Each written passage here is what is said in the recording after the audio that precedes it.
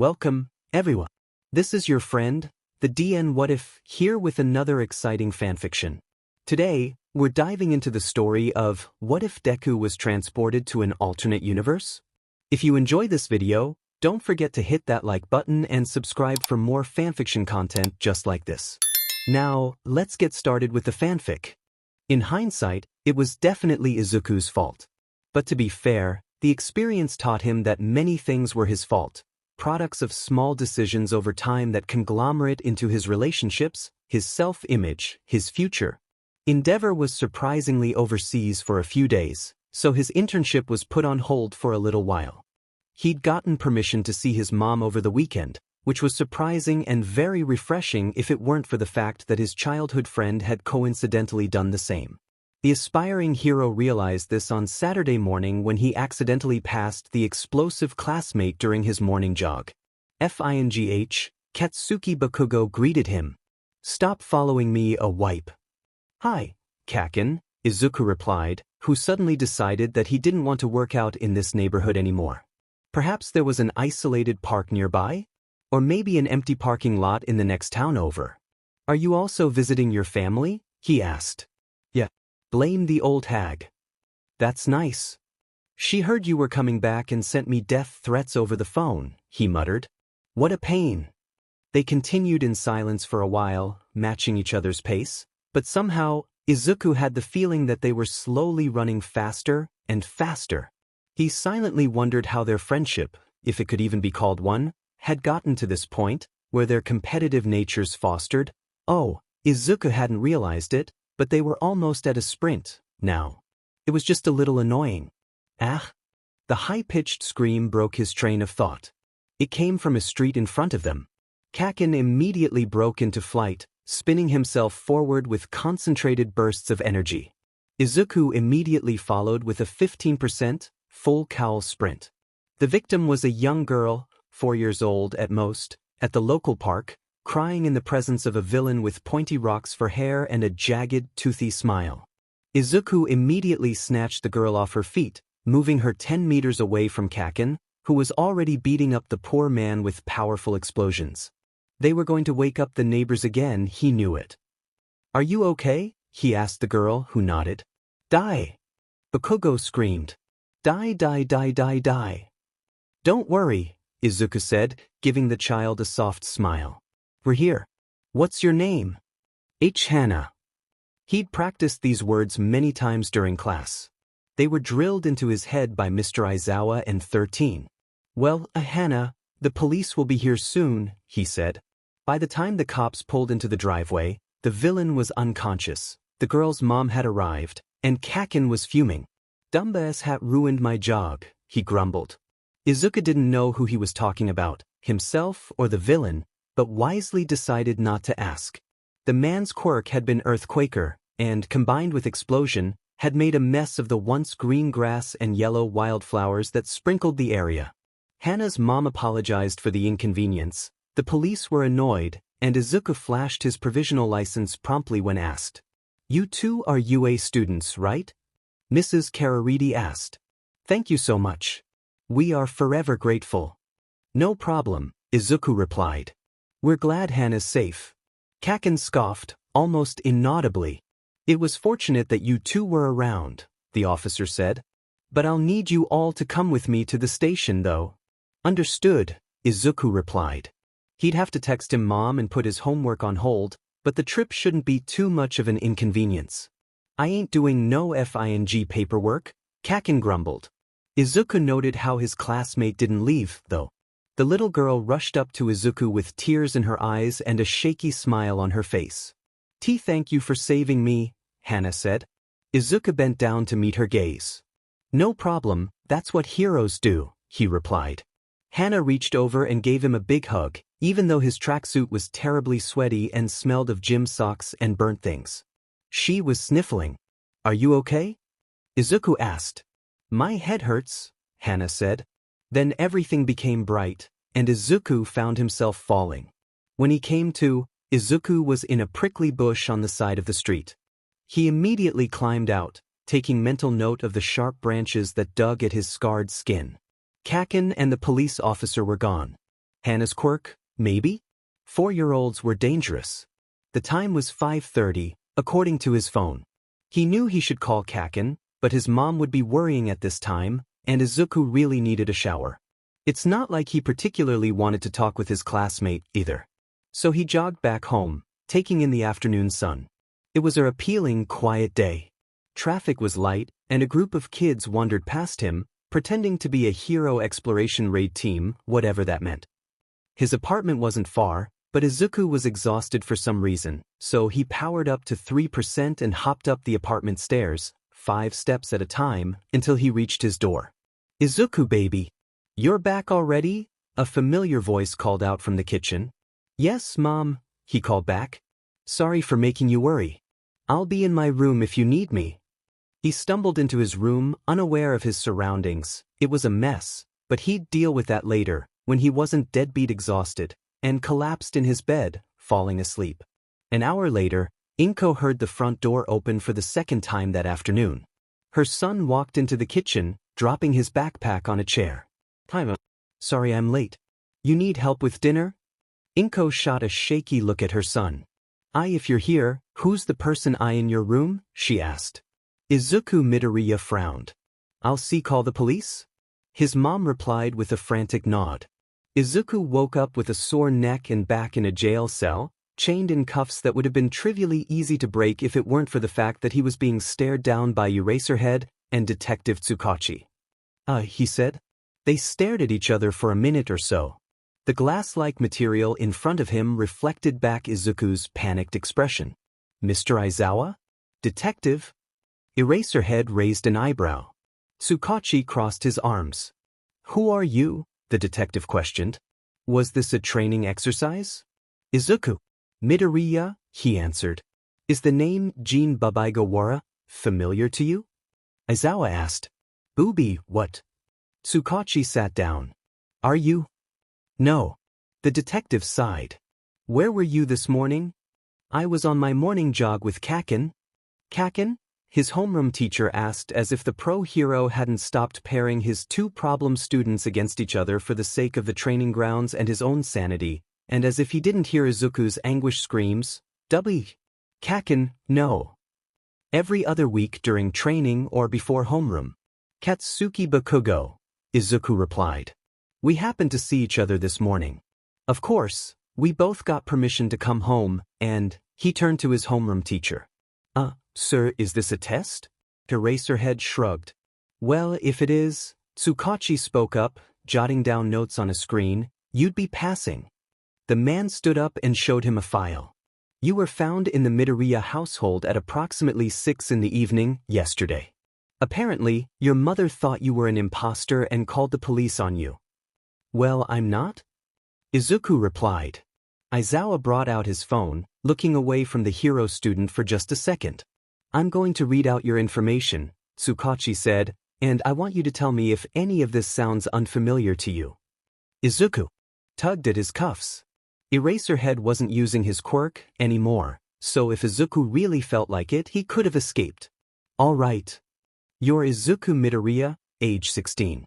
Son of Inko and Hisashi Midoriya. Quirkless. Attends Aldera Senior High, what?" Izuku frowned. His narrowed eyes shifted to his interrogators. "I don't attend Aldera High," he said. "I'm a first year at UA. Class 1A. Right?" Tsukachi spoke up, running a few fingers through his hair absent-mindedly. "That matches the school ID and provisional license we found on your person." Izuku suddenly realized that his phone, wallet, and keys were missing from his tracksuit pockets. Aizawa sighed. He'd been looking at the phone. Nizu just texted. "Parallel universe," is what he says. He turned to Izuku. "You said you were on a morning run with Katsuki Bakugo?" "Yes," Izuku replied, fidgeting in his seat. "We were interrupted by a villain with an earthbending quirk targeting a young girl. Kaken and I helped prevent her kidnapping. But I think she accidentally manifested her quirk afterward, which would make just a little bit of sense." Aizawa looked a little amused for some reason. "Her name?" "Hana Karariti." Eraserhead shared a look with the detective. "The girl you speak of has been missing since this morning," he said. Tsukachi agreed. We received a call from her mother at around 7. To his partner, he shrugged. Parallel universe, huh? Nizu wants to see him, Eraserhead grumbled, standing up to leave. And I have a headache. The detective followed. Well, we can't keep him locked up for too long. If he's a UA student, we better send him to UA. That's what he said too. Huh. Eraserhead was almost out the door. But I don't understand how he ended up in my class. I'm not stupid enough to lead a quirkless kid to his death. Tsukachi froze. Izuku did too. Go ahead, Eraser, he slowly said. I'll catch up with you in a little. Okay. With that, his homeroom teacher left. The metal door shut behind him with a loud thud. Midoriya, the detective said, his voice barely above a whisper, do you have a quirk? Yes, sir. What is it? Izuku could hardly breathe. It's listed as Superpower I in the records. Is that your quirk? Why yes. It's simple strength augmentation. Tsukachi frowned. That was the first lie the kid had uttered all evening. Say, he said, following the detective instincts he'd honed over the years, do you happen to be close with All Might? Izuku blinked. What? Jeppa? Do you know All Might? The boy's eyes widened in understanding. A smile tugged at his lips. Yes, detective. He's like a mentor to me. Tsukachi was grinning underneath his poker face. I understand. You know, he happens to be a close friend of mine as well. Once the detective was gone, Izuku promptly freaked out. It was during this time that he accidentally broke the metal cuffs and didn't know what to do about it, so he resolved to weld them together with his own hands but effectively shattered the links. The cops decided not to give him new ones when he asked. He was kept in the compound for the rest of the day for one reason or another. Izuku used this time to envision himself opening his mental barriers. It was something All Might had recommended that he do months ago. He sat on the chilly concrete ground for hours, dust clinging to his joggers, and envisioned himself unlocking a new power. Izuku imagined flying.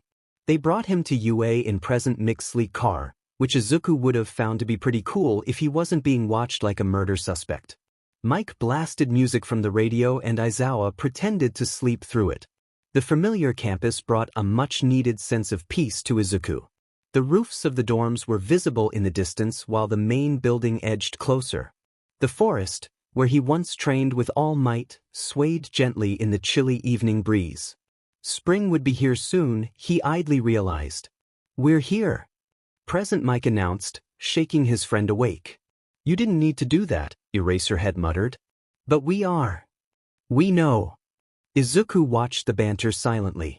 He was just a little terrified. You'll be staying at Heights Alliance with 1A, Aizawa said, turning to face the back of the car. I'm sure you know where that is. Yes, sir. Good. Now, get yourself to the principal's office. Nizu looked at Izuku as one would look at an ugly integral, with absolute fascination and a twinge of madness. Sir? Welcome to UA, the principal said. Although, in your case, it would be more of a welcome back, don't you think? He cackled politely behind his teacup. When Izuku didn't reply, he continued, gently placing down the glass cup. I told Aizawa that, since you're part of Class 1A, you better not miss any class. Much better than the alternatives. Izuku agreed silently. I have a few theories on your case. But either way, the matter will probably be resolved in a couple of days. I understand, sir. Izuku caught the double meaning in the principal's words. Either the quirk will wear off in a few days, according to Tsukachi, Mrs. Kararidi's quirk, lost and found, caused things to disappear for at most a week, or he'd find himself in prison or a mental hospital among many alternatives. Don't be so down. It causes wrinkles in your fur, Nizu said. Now hurry along. Your teachers prepared a room for you at the dorms. I trust that you know the way. Yes, sir. Brilliant. As the door to his office was gently closed, Nizu parsed through the file attached to his temporary student school ID. It was very long for a first year. Apo reached for his phone, absent-mindedly pressing a few buttons he knew by heart. Hello. All Might's electronic voice groggily asked. Will you come to my office as soon as you can? We have much to discuss. It was past 9 once Izuku finally reached the dorms. The late winter? Or was it early spring? It was kinda hard to tell. Breeze ruffled the forest trees during the 5-minute woodland walk, finally giving the young hero student some time to himself. It was a bit chilly. This Principal Nizu counterpart seemed to trust him, or maybe this was all a tactic to make him lower his guard. You never knew, and that made him just a bit more anxious than he already was. He huddled in his tracksuit against the elements, breaking into a light jog along the well-lit path. An alternate universe, huh? He wondered how Hana's quirk worked. It was probably instigated by touch, maybe based on duration? How long did it last? Izuku definitely subscribed to the quirk singularity doomsday theory, for obvious reasons, and was starting to believe that kids were terrifying. On the bright side, he probably didn't have to see Kaken until the morning, if he existed here, that is. Thank All Might for his classmates' early bedtimes. He calls me the nerd, he muttered, but goes to bed by 8, what an idiot. Aizawa was waiting for him at the front. Now that he was looking closer, Izuku noticed that there was no scar under his teacher's eye. He looked more alive. Less tired. Less angry than he usually was, if that was possible. You'll be staying in the empty room on the second floor, Aizawa said. It's already unlocked. He was promptly shoved through the door, where 15 or so teenagers stared back at him. Katsuki Bakugo was notably missing. Aizawa came in behind him. This is Izuku Midoriya. He'll be in this class for the next few days. He's from an alternate universe or something. Please behave. With that, the teacher promptly left. Izuku was jumped by a familiar pink face. Hi, I'm Mina Ishido. The girl grabbed his hands and shook furiously. Izuku winced, he'd strained them the other day. I'm Denki Kaminari. Nice to meet you. Welcome. Kirishima suddenly had him in a headlock. I'm Eijiro Kirishima. What did Sensei mean by alternate universe? Are you a fellow comrade of darkness, Midoriya? Tokoyami questioned. I'm Momo Yaoyorozu, the class president. I hope your stay with us will be very fulfilling. Izuku frowned. Isn't Ida the class president? He asked. The silence that permeated the common room was deafening. Izuku felt like he'd just said something wrong. How do you know that name? Uraraka asked quietly. She was sitting on the couch at the back of the room. Todoroki, leaning against the other side of the furniture, was on his phone but raised an eyebrow in his direction. Izuku was confused. In my world I was hit by a quirk and it sent me here. I was best friends with him at UA. Ida, that is. Wait, what happened? No one gave him an answer. Does anyone want cookies? Sato asked from the kitchen, unaware of the tension in the room. Okay. Hagakure exclaimed. Everyone cheered, following the invisible girl away. Yaoyorozu gave him a solemn look and followed.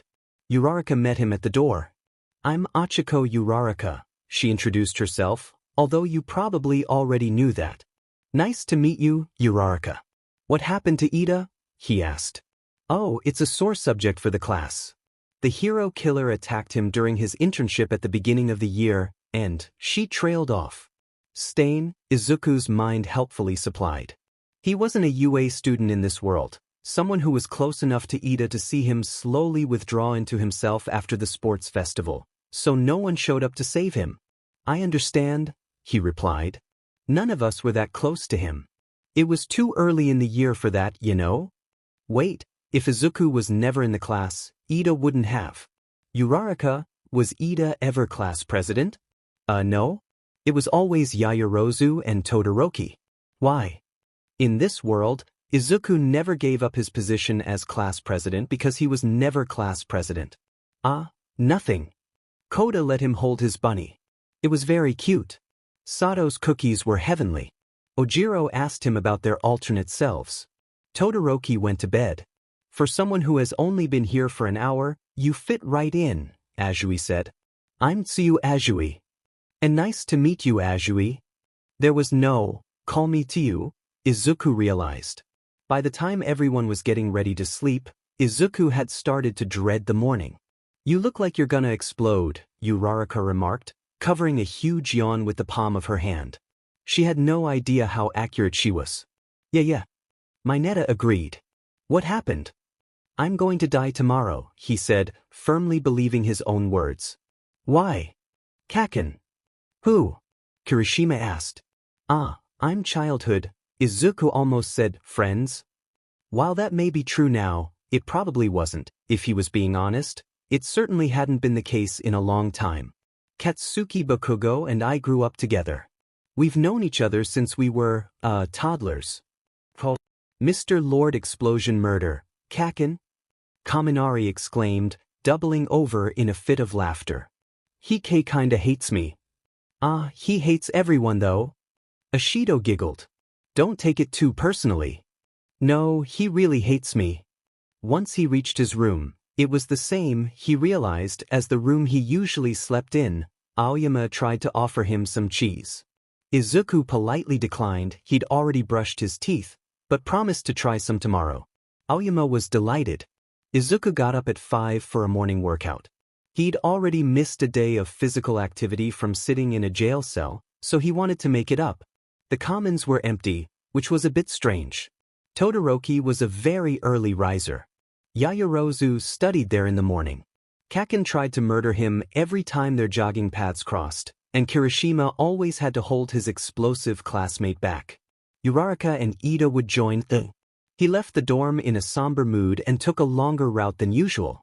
Halfway through his run, he stopped in the woods and focused his efforts on learning and practicing float.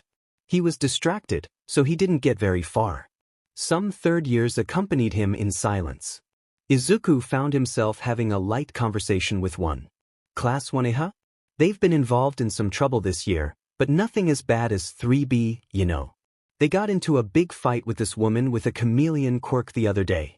But those kids are practically pros, though, so they're doing okay, I think. The girl shrugged, tapping her claws against her phone screen. I'm in 3A, so what do I know? Siro engaged in an animated conversation with him over breakfast, which would have been appreciated, but they'd had the same conversation a month ago and Izuku didn't know how to react.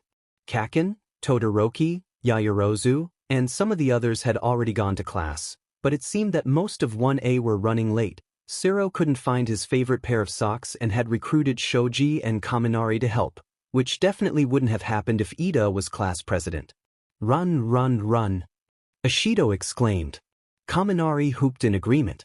Jairu muttered something under her breath. Izuku fast-walked behind her, idly remembering that running in the hallways was an unsafe practice and also very disrespectful to those who've walked through them in the past.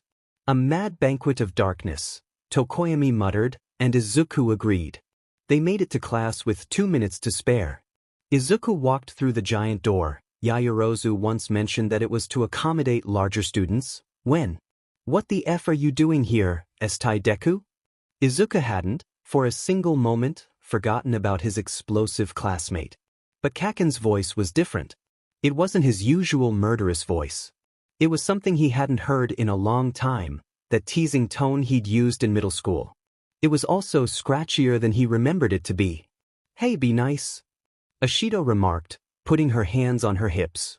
He's a guest. Shut up, raccoon eyes. That's not very manly of you. Kirishima exclaimed. Wait, what? You too, Estai hair. Hi, Kaken. Izuku spoke up, giving his classmate's counterpart a cheerful wave. I'm just visiting for the week. Katsuki Bakugo stood up, carrying that winning smirk Izuku hadn't seen in such a long time. Now that he thought about it, he hadn't seen Kaken so happy and relaxed in a while, and everyone in the room went silent. Izuku suddenly really wanted to go back home. Kaken's eyes wandered to the barely hidden compression sleeve and the deep scars on his arm. Oh yeah? What does the quirkless loser think he can do here at UA? Leave, dreamer.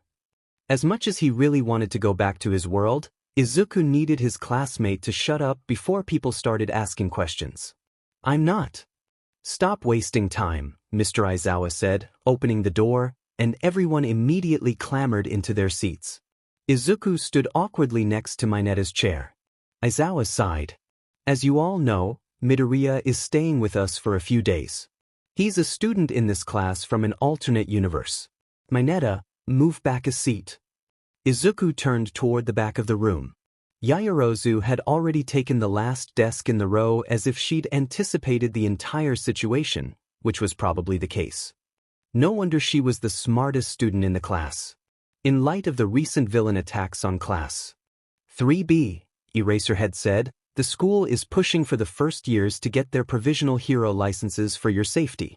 Thus, you will continue working on your super moves, and the pro hero narrowed his eyes. Is something the matter, Midoriya? No, sir. As I was saying, Aizawa continued, we will work on our super moves. Cementos will be supervising you all this afternoon. Izuku idly wondered why his classmates hadn't taken the provisional license exam. First PRD was English with present mic, and besides the surprised looks everyone gave him when he raised his hand and pointed out the incorrect sentence, Izuku didn't feel blatantly out of place. He took notes in a fresh journal with borrowed stationery from Yaoyorozu. Ectoplasm was pleasantly surprised when he was able to compute the bonus problem integral on the board. Kaken told him to shut up twice. Before Izuku could go to lunch, Aizawa pulled him aside. Kaken glared at him. Everyone else was really bad at hiding their interest in the conversation. Eraserhead shut the door behind the students, leaving the two of them in the room alone. You have your provisional license, don't you? He questioned. Yes, sir. My class took the test months ago. I assume you already have developed a few super moves? Izuku smiled. Yes, sir. Eraserhead nodded, and suddenly there was a weird look in his eyes that Izuku didn't really understand, despite knowing his teacher for months. You'll be coming with me in the afternoon, then. And after classes are over, All Might wants to talk to you. He'll get you for dinner. Izuku was surprised. All Might teaches here? Aizawa raised an eyebrow. Does he not, for you? Well, yes. Izuku answered, waving his arms as Ida would. But he usually teaches the first years, especially this class. Huh. I do have one question. Eraserhead spoke up as Izuku turned to leave. Who in the class failed the exam? Todoroki and Kaken, the hero student replied easily, but they have their licenses by now, too, sir. Aizawa returned a tired sigh as if the thought of his two classmates with hero licenses greatly disturbed him. Come sit here, Midoriya. Ashido exclaimed at lunch. Yeah. Kirishima chimed in. Izuku, who was used to sitting with Todoroki Ida, he was trying desperately not to think about his best friend, but it was really difficult. Uraraka, Tsu, Tokoyami, and Aoyama, only sometimes, though, the kid could be sporadic, was very confused, but happily accepted their offer. Something inside him screamed that it was a bad idea, but he was too polite to decline. Their table was missing someone, and it took a few minutes of pleasant chatter that nagged at the back of his head for Izuku to understand his own unease. Where's Kaken? He asked. Doesn't he usually sit with you all? Jiro raised an eyebrow. Mr. King Explosion Murder? No thanks. Lord Explosion Murder, you mean? Ciro snickered. Yeah, Kaminari agreed. The guy prefers to be alone, and we're all perfectly okay with that. You too, Kirishima? Izuku asked, confused. The redhead crossed his arms. What? I mean, we got along in the sports festival all right, and he's a friend, but we're not close. But are we brothers in your world? Well, yeah. Izuku really needed to thank his hot-blooded friend at home for all the times his cheerful presence has saved his life, especially from a tragic death by Lord Explosion Murder. Now that he thought about it, Kaken and Kirishima only became close after the attack at USJ, which never happened. Are you quirkless, Karo? Azui asked. Izuku shook his head. No. I guess my counterpart H here is, though. Everyone at the table shot him various looks of pity, even though everyone knew they were consoling the wrong person. Or, right person, wrong counterpart. Izuku hadn't been on the receiving end of those expressions in months. He had hoped to never see them on his friends' faces. You're all taking this situation very well, he said. Well, to us, you're just like a transfer student or something. Hagakure remarked, and Izuku could hear the grin in her voice. It's not like we've met before. Kaminari agreed. Yeah, only Kaken, he tried out the name on his tongue, grinning maniacally, seems to be bothered by it. Izuku foresaw many explosions in that particular classmate's future dorm life. It seems like every difference between our worlds is pretty small, Azui said in a very Tsuyu-like manner, like Kirishima being friends with Bakugo.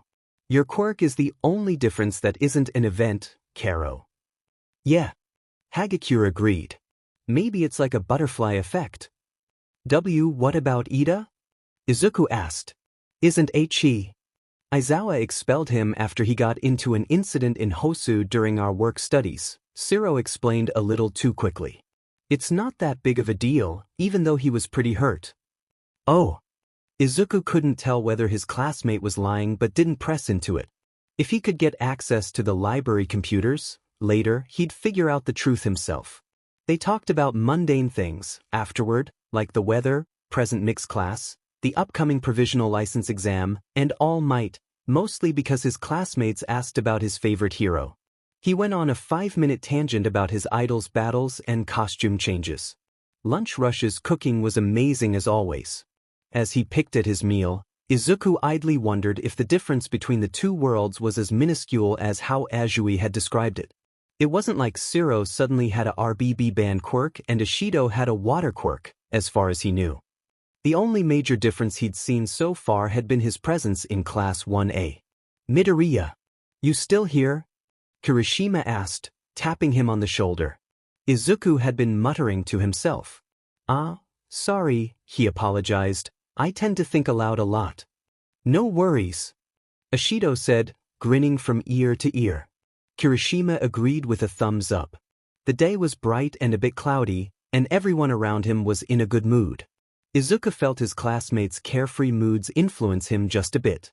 Aizawa led him to a large, empty training room, one that he'd reserved many times in the past, mostly to spar with Kaken, Ida, or Uraraka. Shinso was there, dressed in his gym uniform. Shinso, this is Izuku Midoriya, Aizawa said. He'll be joining us today. Midoriya, you should know Hitoshi Shinso. Hi, Shinso. Izuku greeted with a cheery wave. Are you another hero hopeful? Shinso questioned, staring straight into his eyes. Never seen you before. I know. I'm visiting UA for a few days. Stop wasting time, Aizawa said, although there was no bite in his words because Izuku had already started stretching. We'll start with a few basic drills. Izuku really enjoyed his training session with Shinso. Aizawa demonstrated some basic attacks with the capture weapon, and he was excited about seeing his teacher's technical-based fighting style. Then they practiced a few basic punches and kicks. Shinso sparred with him a few times, quirkless, and although Izuku won almost immediately each round, he had the experience advantage. His future classmates' determination was nothing to laugh at. Even Aizawa seemed pleased, even though his expression was hidden behind his scarf. They also sparred against Eraserhead himself, which Izuku had done, only twice before despite seeing his teacher in action countless times. We have to use our numbers against him, he told Shinso once their teacher made his way to the other side of the gym's padded mat. He'll try to keep both of us in his line of vision at all times. Once he loses sight of me, I'll act quickly with my quirk. Keep his attention on you by trying to provoke him. And what exactly is your quirk? Shinso questioned him, wiping sweat from his forehead. The best way I can explain it is stockpiled power. It's really complicated, was all Izuku could say. Okay. They didn't end up winning. Aizawa was their teacher for a reason, but once his teacher inevitably blinked, Izuku fired up a 5% full cowl and rushed to the opposite side of the pro hero's line of vision before firing black WHP at Eraserhead's feet. If he had his gloves, Air Force would have been a good move too. Aizawa was light on his feet and evaded out of pure instinct, but suddenly his back was to Shinso, who was able to rush in and attempt to throw the heavier man over his shoulder with a move he'd learned a few minutes ago. It inevitably didn't work, but their teacher commended them for their good effort, waiting for his students to rise from being kicked in the side, Shinso, or being tied up on the ground, Midoriya. No hero was a one-trick pony, and both students were able to show a slight bit of competence in uncomfortable situations. The Midoriya kid's moves were surprisingly mature for a first year, as if he'd had plenty of field experience. Aizawa found himself envisioning a classroom with the two alongside his current Class 1A. It wouldn't be a bad class, he realized. Thank you for the training session, sir. Izuku said once they were headed back to the locker rooms. I learned a lot. He didn't actually learn much, just practiced what he'd already been taught, but it was always polite to please others. As did I, Shinso said before hiding a yawn behind a hand. They were both exhausted. You want to come to 1A's dorm room for dinner? Izuku asked, forgetting for a moment that 1A's dorm technically wasn't his. No. I need a nap. Okay. He was only a little disappointed. The heroic student usually didn't have the opportunity to see Shinso much outside of class. Shinso and Izuku had the changing room to themselves. Izuku fiddled with his uniform sleeves. They had been a bit tight for some reason and it had been bothering him a little. With such a flashy quirk like yours, Shinso spoke up, and with your fighting skills, how are you not in the heroics department here? Huh. You heard what I said. Izuku didn't deny it. It's a long story, he replied. I don't know if I'm allowed to tell you everything, but... He paused, rubbing the scars on his right arm. I am. Kinda. You should ask Aizawa-sensei about it. I was a late bloomer, Izuku admitted. He probably wouldn't have shared this secret to anyone from his own world, but this Shinso would never have the burden of being close to a wielder of one for all, assuming Izuku was able to go back home. My quirk came in when I was 15. The other students spared him a curious look. That's unheard of. Yeah. Izuku smiled. I'm very fortunate to be at UA. And you are too. He folded up his borrowed gym clothes. You're transferring into the hero department next semester, right? Shinso narrowed his eyes. I am. Well, it's not like you're training with Aizawa for no reason. Didn't you have this joint training session with Class A and B sometime in the past? Like, to test you into the heroics department. We're having it on Friday, Shinso replied. His mouth dropped in horrific realization. Wait, it's my test. It's only in 4 days. If Shinso could scream, he would have done it right there. Oh. Izuku shot him a nervous smile. He could feel the stress emanating from his friend's horrid expression. Good luck then. Do your best. 5 minutes later, he realized that All Might was meeting him for dinner, so he wouldn't have been able to spend much time with Shinso, anyway. Uraraka asked him where he'd been once they met up after class and everyone headed straight for the showers. She called him Midoriya, and Izuku did not want to correct her for fear that he'd have to tell another very long, embarrassing story. Ah, he said, Mr. Aizawa wanted me to do some combat training with him. Oh, how was it? Bowls. Kaken grumbled as he stormed past them, which wasn't very nice of him. Izuku noted that his voice had a familiar hard edge to it, even if it was scratchier than he remembered it to be. It was very intense, Izuku replied. I got tied up at the end. Really? Yeah. I held my own for a little while, but his capture weapon makes it harder to predict his movements. It's really flexible, so he threw it around the training mat and kicked at me until I stepped in the wrong place. He kept me on my toes the entire time. The smell of hard work and sweat filled the common area as students haphazardly dropped their bags on the couches. Ida would have yelled at everyone for being disrespectful, or took the elevator up to their rooms. Let's watch a movie tonight, Ashido announced. Don't we have a quiz tomorrow? Bujiro asked. He had a stack of textbooks in his arms. Yayarose's tutoring session is about to begin. You're going to fail if you don't study, Karo, Azui said. Kirishima hung his sweaty arm around Izuku's shoulders, which would have been a friendly gesture if his classmate didn't look and smell slightly charred. What are you going to do, Midoriya? I'll study too, he decided. We haven't reached this unit back at home. It seemed that the lack of incidents concerning his class allowed the teachers to cover more material. Izuku also wanted to do some mental training with unlocking quirks, but he was probably going to have to leave that for the evening. Very manly. I approve. Kirishima gave him a thumbs up. Can you tutor me? That problem you solved today, the one with the triple integral cylinder thing, was intense. I could barely keep up with ectoplasm's explanation. But that's Kaken's job, Izuku thought. Sure, he replied, if you don't mind. Math is one of my better subjects. All Might was in his muscle form when he knocked on the door of Heights Alliance. As everyone in the Commons gawked, and as Kirishima shouted something like, "I got it." "Thanks, Midoriya," Izuku politely excused himself and scampered out of the dorm. All Might still had one for all, he instantly realized. "You're," All Might said. "You're that crazy fan." His smile didn't leave his face, but Izuku recognized his mentor's nervous hesitation hidden behind the seemingly unfaltering facade. Also, he hadn't thought about that embarrassing moment for many months and was not glad to have that memory of him clutching his idol's leg like his life depended on it resurface. "I am," he replied. They walked side by side to the main building awkwardly, and even though something inside of him recognized the previous wielder of his quirk as someone safe and familiar, Izuku was a little wary of the man next to him. As the sun set behind them, shadows fell over the older man's face, and Izuku couldn't see his expression, but he felt something like guilt or frustration from the current symbol of peace. Izuku was steadily led to the room where they frequently had their secret meetings. The musty air felt quiet and almost empty without Kaken's nagging shouts. All Might had ordered takeout for the two of them, dropping it gently on the coffee table, where twin cups of tea were waiting. Izuku took a seat on the couch across from his hero, attempting to keep his nervous thoughts to himself. It was All Might who spoke first, deflating as he did so. "So you're my successor in this parallel world?" "Yes," Izuku replied. He couldn't help but feel like he was being scrutinized carefully, as if his every movement was being recorded.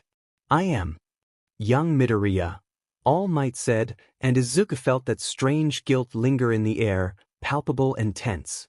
"What kind of hero do you want to become?" The high school student steeled his nerves and stared at his mentor's look-alike in the eye, and a soft smile graced his face. He's been asked this many times, and the answer kept evolving. "I want to be strong enough to stand on my own, to always win and always save, to live up to the hopes of those who supported me, and to show them a bright future. But one thing stayed the same. I want to be the greatest hero." Izuku Midoriya said, confident and proud in such a different way, and All Might saw a glimpse of who the young man would one day become. The greatest hero, huh? Toshinori could envision it. But he didn't see why an alternate version of himself chose this child. The boy was nothing special. A maybe good choice, in hindsight, but Izuku Midoriya wasn't. "It's Togata-senpai, isn't it?" the boy asked. His voice was low, almost a whisper. "He's the ninth." Toshinori wanted to say, "No, you are." He wanted to voice his never-ending doubts and frustrations. Should he have chosen differently? But why? But he held his tongue. Toshinori knew that the boy couldn't stay forever and fix all the mistakes he'd made in this world. Instead, he said, "Yes." Unlike the enthusiastic Togata, Midoriya was more reserved, less experienced. Toshinori found himself comparing the two unwillingly. If young Togata could fill his alternate self's part in society, All Might's, with broad shoulders and an unfaltering smile, Izuku Midoriya reminded him more of Toshinori Yagi, the quirkless middle schooler with a dream to save lives and put people at ease. "So you teach the third years here?" the boy asked, reaching over to pick up one of two untouched cups of tea. "I do," Toshinori replied, smiling fondly. "Young Togata's in 3B, of course, and I have to keep watch over him. It's difficult though. That class is like a villain magnet. You wouldn't believe how many times they've been attacked this year." The boy grinned. It reminded Toshinori of his MSTR. "Why did I choose you, Izuku Midoriya?" was left unasked. Izuku felt very confused as he walked back toward his dorm. He also had the feeling that someone was following him. All Might spoke of his battle with All for One and how he chose his successor after accepting a teaching position at UA.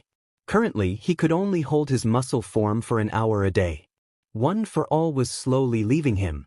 He shared stories of training Togata, who immediately mastered the strength, as someone with more than 2 years of training their own body, but had trouble with fine-tuning his power. He would take a step and accidentally form craters on Dagoba Beach. But it was okay because after string permeation, One for All was relatively easy. Izuku was a little flustered. Why was he the only one with so many issues with One for All? He asked All Might about the quirks of the predecessors, but the older man just shrugged and told him about Nana Shimura, Izuku had heard that particular story already, but he listened anyway. In this universe, All Might and Night Eye had made up right after the beginning of the school year. Togata had been interning under the former Sidekick's agency at the time. The Battle of Kamino between All Might and All for One never happened because Kaken was never kidnapped, which was because the League attacked 3B, and experienced third years could fight off villains way better than first years at their first training camp. What Azui and Hagakure said earlier that day stuck in his mind. Something about the butterfly effect? Izuku didn't think he would be able to handle a conversation with his alternate self. It'd be very weird. He didn't want to face that possible reality, the one where he never had the opportunity to be a hero. What would he have done anyway? Izuku had already given up on that dream by the time All Might offered him his power. Maybe he would have joined the police as All Might had suggested. Or maybe he would have dedicated his life to researching quirks. But as much as that was a cool hobby, it had been mentally unhealthy for his past quirkless self to do that. For some reason, he was reminded of the gentle criminal.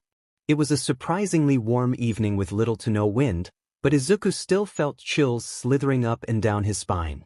He self-consciously hugged his windbreaker against himself and turned around. Someone was definitely following him, and he had blonde hair that stuck out at the front. "Togata-senpai?" Izuku asked the foliage. His voice came out a little shaky. The student in question popped his head out from behind a tree.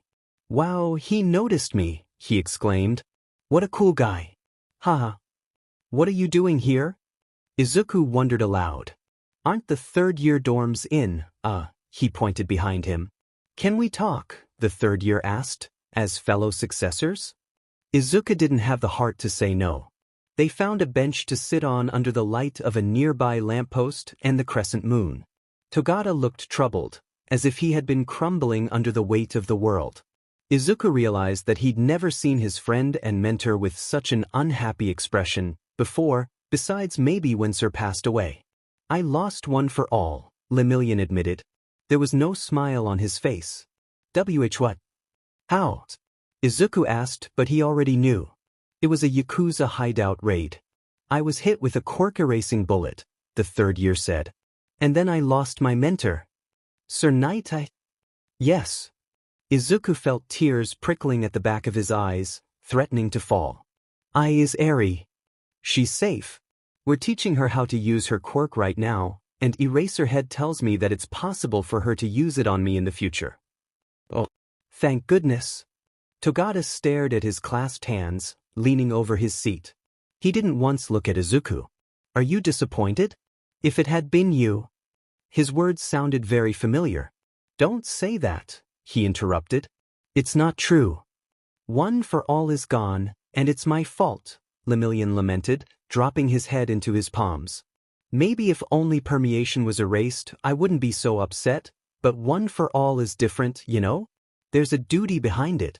All Might says that he's proud of me, but we all know I'm a failure of a successor, letting his power go so easily." That also sounded familiar. "I try not to think about it," the third year continued, "but I've honestly always been in a hurry to utter this power and take All Might's spot as the symbol of peace. And I know I'm pushing myself, but it's necessary. I need to take up the mantle soon because I'm graduating this spring, and the villains are gaining in power.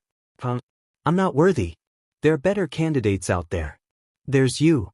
Now that, Izuku whispered to himself during late nights filled with suffocating self-doubt. If only he'd chosen you." Mirio Togata wasn't supposed to be worried, Izuku thought. It felt fundamentally wrong. Lemillion was supposed to be the hero comforting others, putting underclassmen at ease with that contagious smile of his. He was supposed to be unstoppable, unwavering, undefeatable. The burden of one for all had changed him. "I understand how you feel," Izuku said, wiping at his eyes. "Honestly, in my world I almost gave one for all to you." "Really?" "Yeah. Sir definitely didn't think I was worthy at first. He only accepted me as an intern to show me how much better of a successor you would have been. And then, when you lost your quirk, I asked, and you declined." Togata smiled at that. "Still, you're the perfect successor." "Senpai, that's not true." You're a million times more worthy than I am. No, I'm not. It's true. Izuku protested. You don't break your own bones with your quirk. He showed the third year the collection of scars on his right arm. They grinned at each other from opposite sides of that bench. Togata held his hand out and Izuku shook it.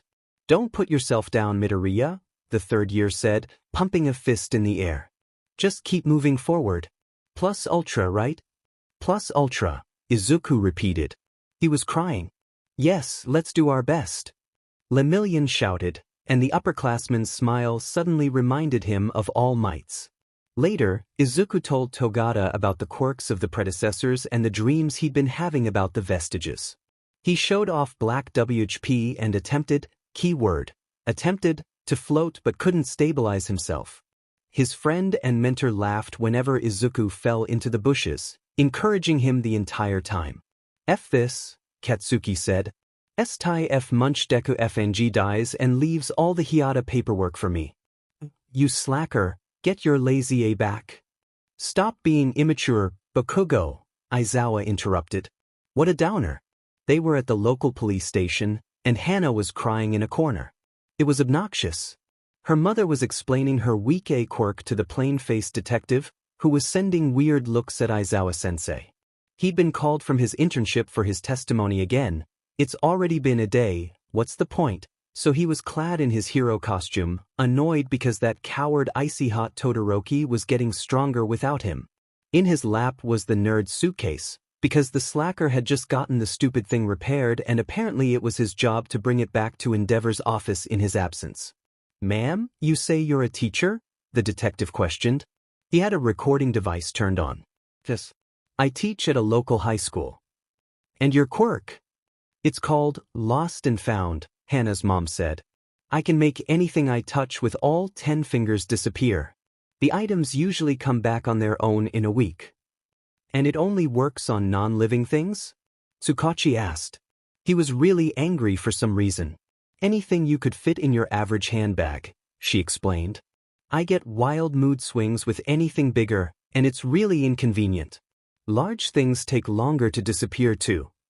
And her father's quirk? Eraserhead asked. He can explore the multiverse in his dreams, Mrs. Karariti said. Katsuki scoffed. He knew where this was headed. Something pressed against his knee. Katsuki looked down and saw Hana, who was desperately clinging to his breathed leg and wiping her tears on his hero costume. What do you want? He asked, his voice low. Thank you for trying to helping me, sir, she muttered, spreading kid snot all over his uniform. But please stay. Katsuki was falling. He screamed into the unknown. The next morning was uneventful but full of high spirits for Izuku. Ectoplasm seemed invigorated by his presence and challenged 1A to an even harder integral than the one he'd given in yesterday's class. Izuku tried his hardest, but Yaoyorozu solved it first, this time, shooting her hand up with such vigor and intensity that everyone was really surprised. Izuku could see the pride in her eyes as their math teacher applauded her hard work. He was impressed too, as always. She was really smart. Then, at lunch, Yaoyorozu offered to tutor everyone over the weekend and was met with elated cheers. What kind of tea are you all privy to? She asked, barely containing her excitement. Mother sends me different flavors every week. But, do we have enough teacups for everyone? Izuku was really glad to see his classmate enjoying herself. Oh, would everyone like to go shopping on Friday? Hagakure exclaimed. I need new shoes. My socks have holes in them from training, Kirishima admitted. I'll join you. I need a new scarf, Shoji said, sitting down next to Hagakure and Uraraka at the table, which had expanded to include most of Class 1. Izuku beamed at the familiar sight. I've been running out of shampoo, recently, Ojiro spoke up. I use a special kind, too. Uraraka grinned. It's a class shopping trip. Everyone cheered once more, even Izuku. Heroics was overlooked by Cementos and Midnight that afternoon at Ground Beta. Izuku was wearing one of the spare gym uniforms he was given, but he couldn't help but miss his Air Force gloves and ironclad shoes. He felt a little out of place among his classmates, whose hero costumes were really cool looking. There were some differences though. Todoroki's was white. Uraraka's still had that bulky astronaut helmet.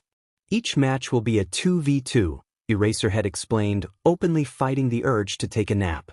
A side wins when both members of the other team are handcuffed, and each team gets 2 HNDCFFS. He held up the familiar hexagonal medal, his monotone expression and tired eyes betraying a flicker of interest in Izuku's direction. Don't lose them and don't kill each other. He spared a flat look at Kaken. Midnight began listing off the teams. Sato and Tokoyami against Siro and Aju. Jiro and Kaminari against Kirishima and Ishido. Koda and Shoji against Hagakure and Ojiro. Todoroki and Mineta against Midoriya, and Midnight pursed her lips. Izuku prayed really hard that he didn't have to work with Kaken. Midoriya and Aoyama, she continued, and Izuku breathed a sigh of relief. Aoyama was really enthusiastic and had this eccentric air to him that made Izuku smile, even in tough times. He was a great hero and a great friend. Bakugo, Uraraka, and Yaoyorozu will have a three-way brawl, Midnight finished. Izuku really wanted to mention that she forgot about Ida but remembered and kept silent. Instead, he turned to Aoyama, who was positively shuddering. Let's do our best, he exclaimed. Plus ultra, right? We, Aoyama replied, less enthused but still twinkling. We have to plan, Izuku said, his voice oozing with excitement. Mineta is tricky because his balls are so sticky, so he can trap us easily if we're not careful. You can fire your laser through them, right? That's a direct counter. Ice can partially reflect lasers, and since we're dealing with Todoroki, putting you against him would be very unpredictable. I don't think we should take that risk at the beginning. But if use that to our advantage, we could potentially surprise him. Then what will you do, Mon Ami? Aoyama asked. He seemed a bit nervous for some reason. Our best bet is to separate Todoroki and Mineta, Izuku explained, only slightly aware that he had begun muttering again, and since we can't let Todoroki control the battlefield, I'll go against him. He's not the best at hand-to-hand combat, but he might try to counter with his fire if I get too close. Todoroki doesn't use his fire much, Aoyama interrupted him. Izuku paused his train of thought. He doesn't, he asked. Suddenly, a few things started to make sense. The son of the number 1, number 2 in this world, hadn't spoken a single word all day, and it had been unsettling. He hadn't sat with them at lunch either. Nan, his teammate answered, posing dramatically in such a way that Izuku couldn't help but crack a grin. He's only used it once, against Sensei during the final exams. Later, Yuga Aoyama would realize that he forgot to ask his partner about his quirk. The situation weighed on him as he traversed through ground beta alone. A slight breeze billowed through the ghost town, its empty streets watching him with silent eyes. But it was okay, he thought. There was something inspiring about Midoriya, and it made Yuga trust his teammates' optimistic words and careful planning. The boy's confidence was rubbing off of him, somehow. Anyway, it was time for Yuga to shine. Ochako was worried. Todoroki's ice was ruthless. The screen's UA was so rich, revealed that Todoroki and Mineta had separated from the beginning. Aoyama and Midoriya had stuck together, walking through the main street before separating at an intersection. Mineta was bawling, frantically running through the empty city and screaming at the top of his lungs, and Aoyama was sparkling, as always, skipping in the direction of his opponent's voice. Green lightning crackled around Midoriya's ankles before spreading up his body, and the hero student shot off in a flash of lightning toward the huge glacier that suddenly towered over ground beta. Ochako was surprised. What a flashy quirk! It looked powerful. Now that she was looking a little more carefully, Uraraka saw Mineta had set a trap in an alleyway and Aoyama was sauntering toward it in his sparkly glory. Midoriya was maneuvering straight toward an icy roadblock near the middle of the city. In the center of it all, Todoroki let out a frosty breath. Todoroki always begins his fights with that move, Yaoyorozu helpfully supplied. It's effective, though, Uraraka remarked. Hard to counter. And Bakugo always throws a right hook to begin, the class president continued. Would you like to team up against him? The ground shook. Midoriya flicked his fingers, spinning his momentum into a well-placed kick, and the glacier collapsed. Uraraka's jaw dropped. Yeah, I'd love to, she replied, but her thoughts were elsewhere. Behind her, Kaminari tried unsuccessfully to form a coherent sentence. Tokoyami muttered his approval. Whoa! Ashido yelped. Uraraka couldn't help but agree. They were yelling at each other, now, Todoroki and Midoriya, but the screens offered no audio. Far away, Uraraka heard the crack of a building collapse. Smoke billowed into the air. Ground beta was a mess. Ice covered every surface within a large perimeter. Midoriya looked frustrated. Todoroki seemed furious. His eyes were icy cold, staring down the new student with a rare expression of hate, and Uraraka was immediately reminded of her classmate's father. Frost had formed on his right side, and he was shaking. Whether it was out of cold or spite, Uraraka would never know. Aoyama winked at a camera. Suddenly, fire engulfed ground beta in an orange blaze. Buildings crumbled and black smoke rose from the city. A water tower crashed into a glacier. Was that Aoyama? Tearing apart and flooding streets in a current of cold water. Sticky ball were carried downstream in the torrent. Uraraka turned around. Her classmates had fallen into a silent stupor of amazement. Bakugo looked utterly devastated. She'd never seen that expression on his face before. We should stop them. Cementas's deep voice brought Uraraka out of her thoughts. Come, Midnight. Sensei's wide-eyed expression was obvious. He was developing a bad migraine.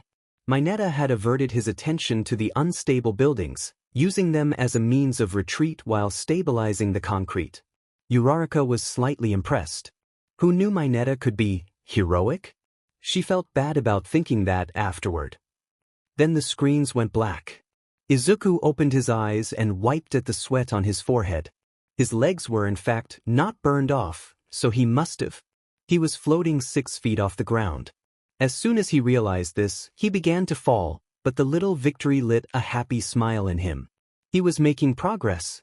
You liar, Todoroki spat, grinning maniacally. Told me I couldn't make it to the top with half my power. But you're holding back. Izuku surveyed his surroundings. He was trapped in an arena of thick ice, and this time, Todoroki had taken the time to make sure it could withstand his unrefined finger flicks at 25%. He was starting to really miss his hero costume. The precision of those Air Force gloves he loved so much would have easily broken through the area. The ice towered above him like a castle's walls. His opponent's left side was burning brilliantly. Todoroki himself raised his arm, ready to strike. Tendrils of black shot from Izuku's palms, grabbing hold of spikes in the glacier and propelling him out of the way of a full-powered flamethrower. He kicked into the ice, using it as an impromptu foothold to twist himself out of the encasement. Todoroki followed on a sheet of ice, freezing streets in his tracks. At some point, Izuku had stepped on one of Mineta's ball to dodge Todoroki's incessant attacks, which were now littered all over the streets. He winced at the sight of his classmate's blood. Come at me, Midoriya. Todoroki shouted, preparing a fire attack reminiscent of Endeavor's flash fire. Izuku knew it all too well. He raised an arm, black WHP dancing across his palm. It festered and grew, bolstered by Izuku's raging emotions and filling the air with uncontrollable energy. He kicked off his trapped shoe, determined eyes never leaving Todoroki's wild grin. This wasn't the Todoroki he raced through crowded cities after Kakken and Endeavor, Izuku realized. His fire wasn't expertly honed like his friends had been under months of Endeavor's tutelage at their work study together. He relied on his quirk too much and his attacks were predictable. This Todoroki was slow and unrefined.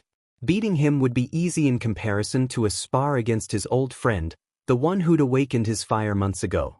Then why did he hesitate? Come at me with your full power, hypocrite. Todoroki bellowed, sounding somewhat like his father, who yelled at Izuku and the other interns on almost a daily basis. Stop holding back. Fine, if that was the way he wanted to play. Izuku was back at the sports festival, facing Todoroki in front of millions. All might and endeavor were watching. The world was watching. He prepared a 100% Detroit smash, raised his right fist and... a click brought him out of his memories. Midoriya, you're scary. Mineta exclaimed. His scalp was bloody, his eyes were teary, and in his hands were the 8 shingers. One link was wrapped securely around his own wrist, and the other, Izuku had completely forgotten about the exercise. But Midoriya, the other boy, continued in a bit of a trance, as if he was realizing something for the first time in his life. Has anyone ever told you that you're really, really cool? Todoroki didn't seem to realize that Izuku had been captured. His left side lit up in an inferno, melting the pavement and spreading in waves of intense heat. A familiar laser fired from behind, and Todoroki dodged with a quick spin, but he'd used up so much stamina from chasing Izuku all over the city that he tripped, falling onto the purple ball that littered the frozen streets. He was immediately handcuffed. Plus ultra, Midoriya, Aoyama announced, posing dramatically in a way only Aoyama could. I am here. Seriously, did Izuku just lose to Mineta, of all people? Aoyama ended up winning the match for them, but the field was very destroyed. Cementos and Midnight reached them a second later, chastising everyone for being reckless. All 4 students were immediately carted off to Recovery Girl, who shot him an exasperated look when she examined his arms, then offered him a gummy. Afterward, Aoyama thanked him for being a great teammate during the invigorating match with exotic cheese and promised him that he'd always twinkle.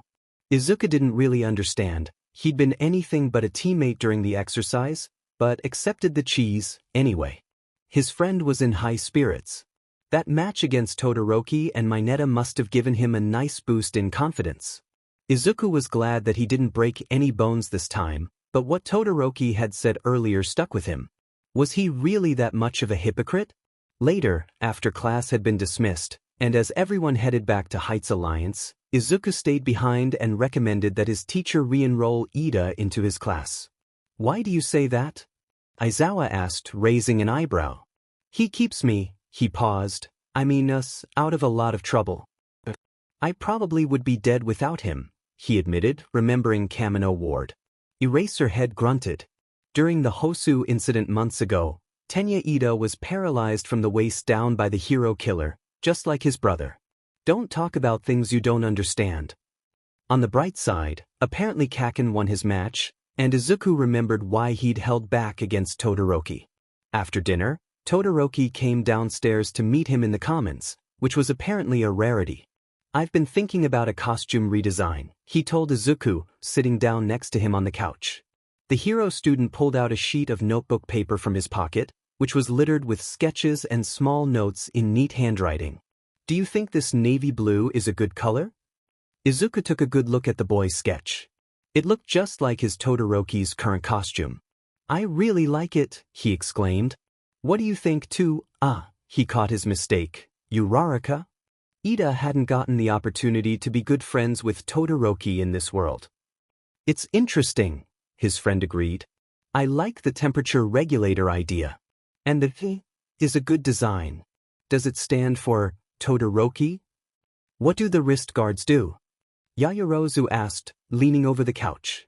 Suddenly Shoji had joined the conversation too, wondering about the design of his boots. Koda sat down next to his classmates with a shy smile. Todoroki smiled and Izuku beamed. Someone else might have approached the match differently, but he'd won in his own way. Save to win indeed. It needs more black, Tokoyami suggested. Very manly, Kirishima said, giving his classmate a thumbs up. I approve. Jiro scoffed, twirling a jack around an index finger. You think everything is manly. In the midst of the light-hearted commotion, Kaken walked by, grabbing Izuku's arm with a harsh tug. Meet me outside in 10, he growled. We need to talk. We need to talk. The last time Kaken had said something like that, Izuku had gotten house arrest and was forced to miss 3 days of class as punishment. I don't think that's a good idea, he replied. Shut up. Follow me. After Izuku politely excused himself from the rest of his classmates, they looked a little worried for him, for good reason. He walked with ginger steps behind Katsuki Bakugo's brooding figure, silently taking in the familiar atmosphere. Seeing that black tank blend into the night a second time made Izuku a little frustrated with himself. He had been chasing his childhood friends back for far too long, focused on surpassing his rival. It had started to become annoying. They didn't go to ground beta, The place was completely ruined and Cementos hadn't repaired it yet, but to a training room Kaken had reserved earlier that day. Izuku was slightly surprised, but then again, it was only a little past 8 in the evening, and all the indoor facilities were still open to training students. "Fight me," Kaken growled, slamming the gym door behind them, and Izuku knew he was in trouble. He didn't move. "What are you doing?" Kaken yelled. "Fight me." "I really don't think." An explosion blew a hole in the training mat where Izuku had stood a second ago. He landed in a crouch, slowly rising before ducking once more as Kaken threw another punch. "What's wrong with you?" Airborne barrel roll. Left hook. Roundhouse kick. Fight. He broke into a series of coughs, choking on stale gym air as if his life depended on it. "Kaken," Izuku ducked with a slight spin the question, "Are you okay?" at the tip of his tongue. The room lit up with the blast of another explosion. Kaken liked to begin his fights with a strong, straightforward punch with his right. Not that he always did it anymore, but this version of his childhood friend was predictable, Izuku realized. While it was true that, out of everyone in Class 1A he knew Kaken's fighting style the best, they've fought very, very often in the recent few months or so, his childhood friend would usually throw new moves on him during each early morning training session, just to keep him on his toes. Izuku was suddenly curious. "Where did you have your training camp over the summer?" He wondered aloud, finally gathering the courage to kick his classmate onto the hard training mat with a satisfying thud. "Why do you want to know, stalker?" the other boy growled, picking himself up and launching into the air. "It's the stupid one the first years go to every year." Izuku had to remind himself. This was not a Katsuki Bakugo motivated by the sudden retirement of All Might. The person fighting him never confessed his guilt to Izuku one fateful night after the provisional license exam and never shared the secret of One for All. He hadn't been kidnapped, hadn't saved Jiro during joint training that other day, hadn't conquered winter at Endeavors. While Izuku had been distracted, Kaken grabbed his wrist, gaining momentum with his miniature explosions and slamming him to the padded ground. "You're looking down on me, aren't you?" he huffs. "You and your dumb, flashy quirk." Izuku pulled him off with a burst of black WHP, punting his childhood friend into the opposite wall. He really didn't want to have this conversation again, to start screaming ugly insults at his classmate like he did when he got too riled up, too focused on victory. "Did you win during the sports festival?" Izuku asked instead, twisting away from another explosion at a 10% full cowl. "Yeah," Kaken replied, spitting on the ground. He lifted himself up again with his explosions, like he usually would. Kaken liked fighting in the air, where he had a good area of mobility. "Did you?" "No." "You did." Izuku leapt up to meet him. That's funny, his version of Kaken, the one probably screaming something like, "Left me to do the paperwork, Deku? Dead?"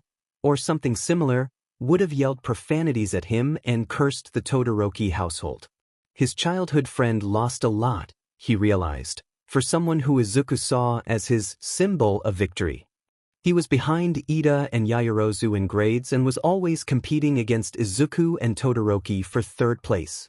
He lost to Izuku that one time at Ground Beta, then again when they had been running for class president. He failed his provisional license exam. He'd lost against the sludge villain too. Kaken readied a right hook. Probably a feint. Loser. Izuku rolled into a tight flip midair and aimed a pressurized blast of air at the ground, redirecting his momentum and dodging another blast. "I'm not looking down on you," he said. "You inspire me every day. Even with all the bad parts." "Shut up, you liar." Izuku pushed down his frustration, locking it away at the back of his mind. "I'm serious. We've had this conversation before." This was the third time he'd been called that in a day, and Izuku was starting to get irritated. Kaken sprung off a wall. A small grin crossed his features. "Your fighting style is so similar to mine, it's effing annoying." Izuku grabbed his classmate's arm and swung it at the ground. "Well, I learn a lot from you." Kaken ducked into a roll and sprang up, directing a blast at his face. "We fight that often?" "Yeah." Izuku threw an 8% punch. "You kinda hate me." Katsuki Bakugo was many things to him, A rival, a secret keeper, a past tormentor, and it got to the point where he didn't know how to act around his classmate for the longest time, but recently he'd been someone to push Izuku's limits, even if it meant getting punted off a roof every morning. He seemed to really enjoy doing that. Kaken scoffed, grabbing Izuku's arm midair. I do. You're annoying and full of your stupid nerd self. He blasted at Izuku again, maneuvering in teasing circles around him. You hate me too, don't you? Did he? That you're annoying too, Izuku admitted, but I don't hate you. At least, and not anymore. Even though Izuku still despised all of his negative qualities, he admired his rival's ferocious strength and unyielding approach and drive for victory. And recently, Kaken's strengths had begun to shine even more when he developed that win to save to win mentality All Might had inspired them both with. Call me Bakugo, he spat. It's clear that I'm not your Kaken. Izuku twisted and kicked him into the ground. Yeah, you yell less, he muttered. And you're not a useless Deku, he continued, springing up into an intricate aerial maneuver Izuku hadn't seen before. I knew from the moment I first saw you. Izuku frowned, readying his fist. I'm not useless.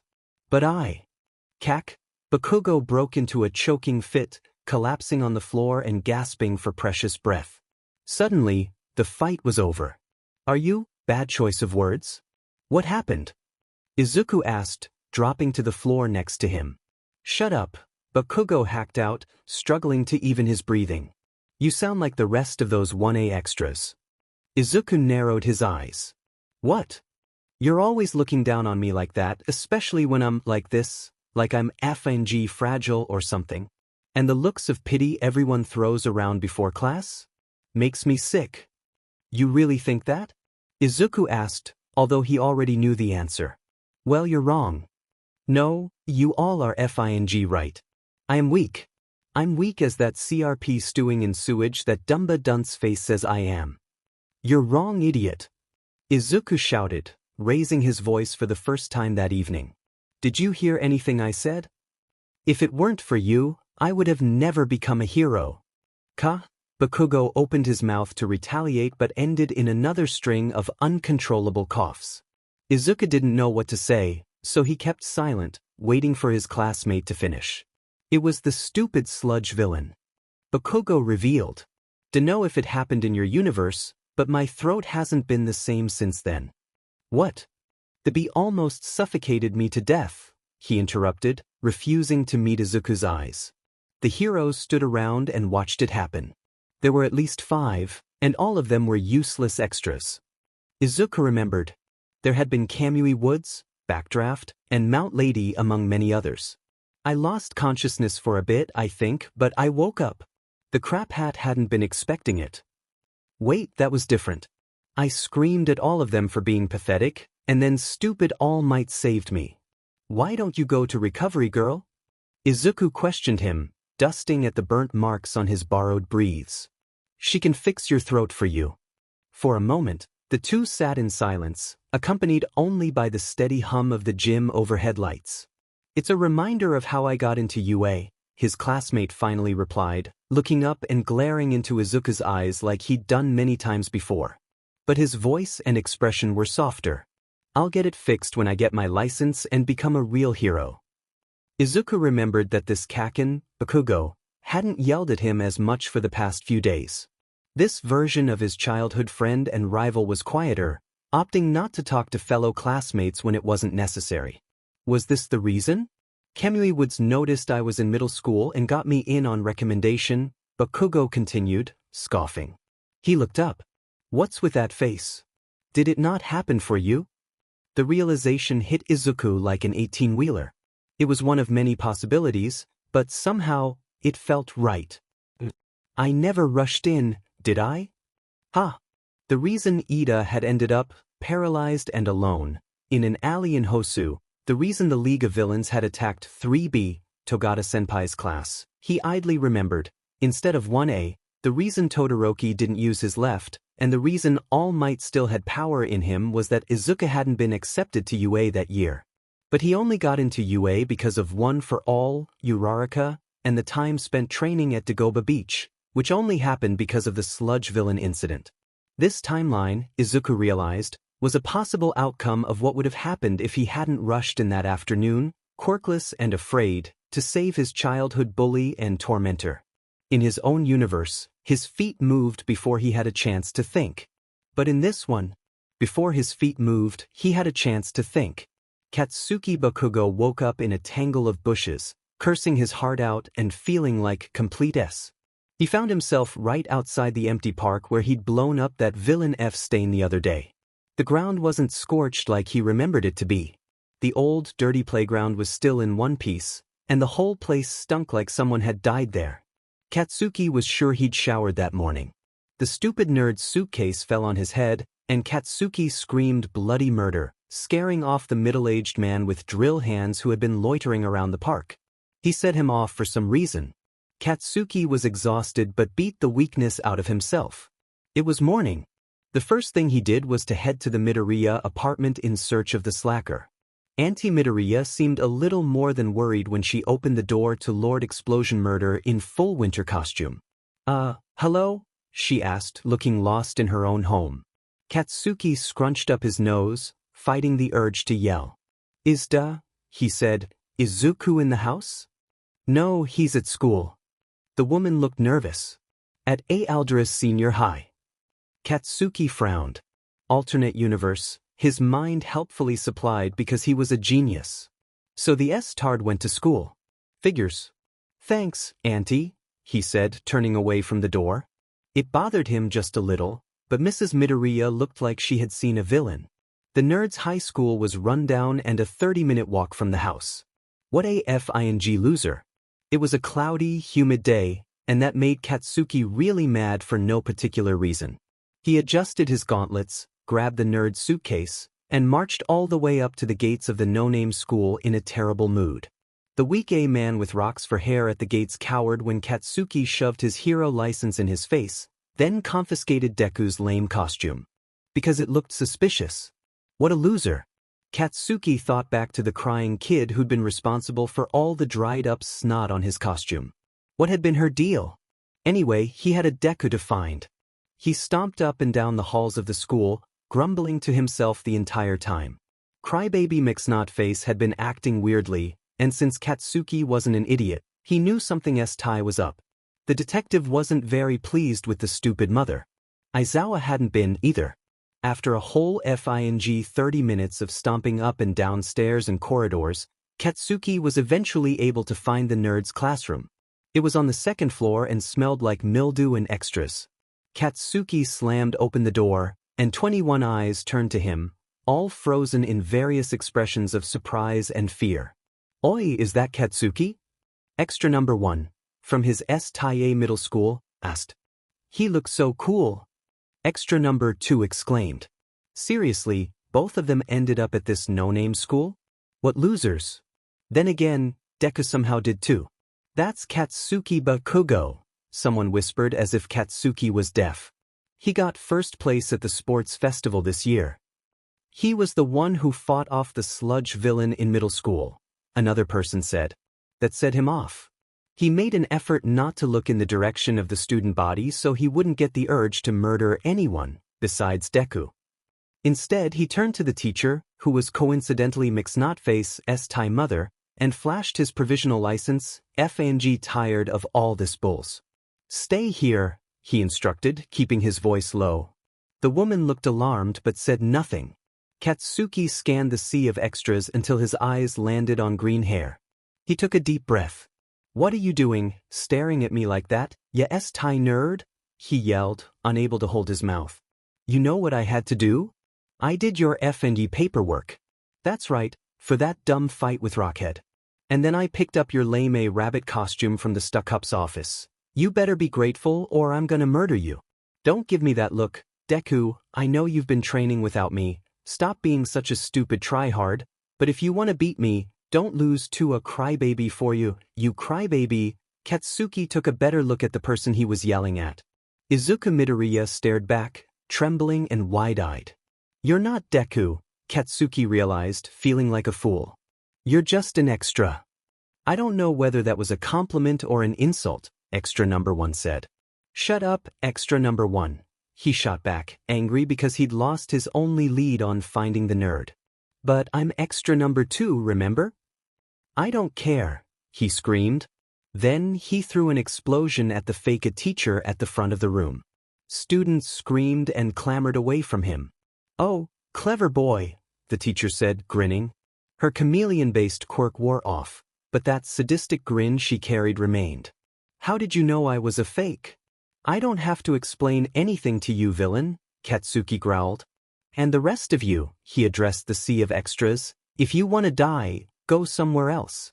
I'm busy. The students didn't listen to him and instead brought out their phones, chattering excitedly like idiots they were.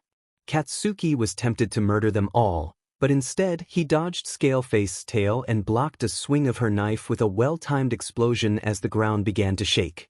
Cracks began to form in the rundown building's weak walls, and he remembered Rockhair's earth-shaking quirk. He also remembered giving the nerd's suitcase to him. An accomplice, huh? Katsuki couldn't use his quirk to the fullest of his ability if he was stuck in a room for fear of a building collapse. Explosion and Earthquaker were a bad combination for underfunded school buildings. For now, it was best to stall and wait for backup. Hey, extras, he growled. Call the police, ya dumbayus. Googly eyes sliced at him with a knife, and he held her back with a zero-distance stun grenade, but the woman's scales protected her from damage and she'd thrown a chair at Katsuki's face to block. He cursed at the bad matchup. How did you know I was a fake? She questioned. I met your pretend kid, Katsuki replied, throwing a table at the villain. He hated tight spaces with little room for mobility. The woman ducked, and the table was sent flying out of the window, breaking the glass into 1,000,000 shards. The brat? She asked with a surprised scoff and a sadistic grin. But I left her dead in a bush.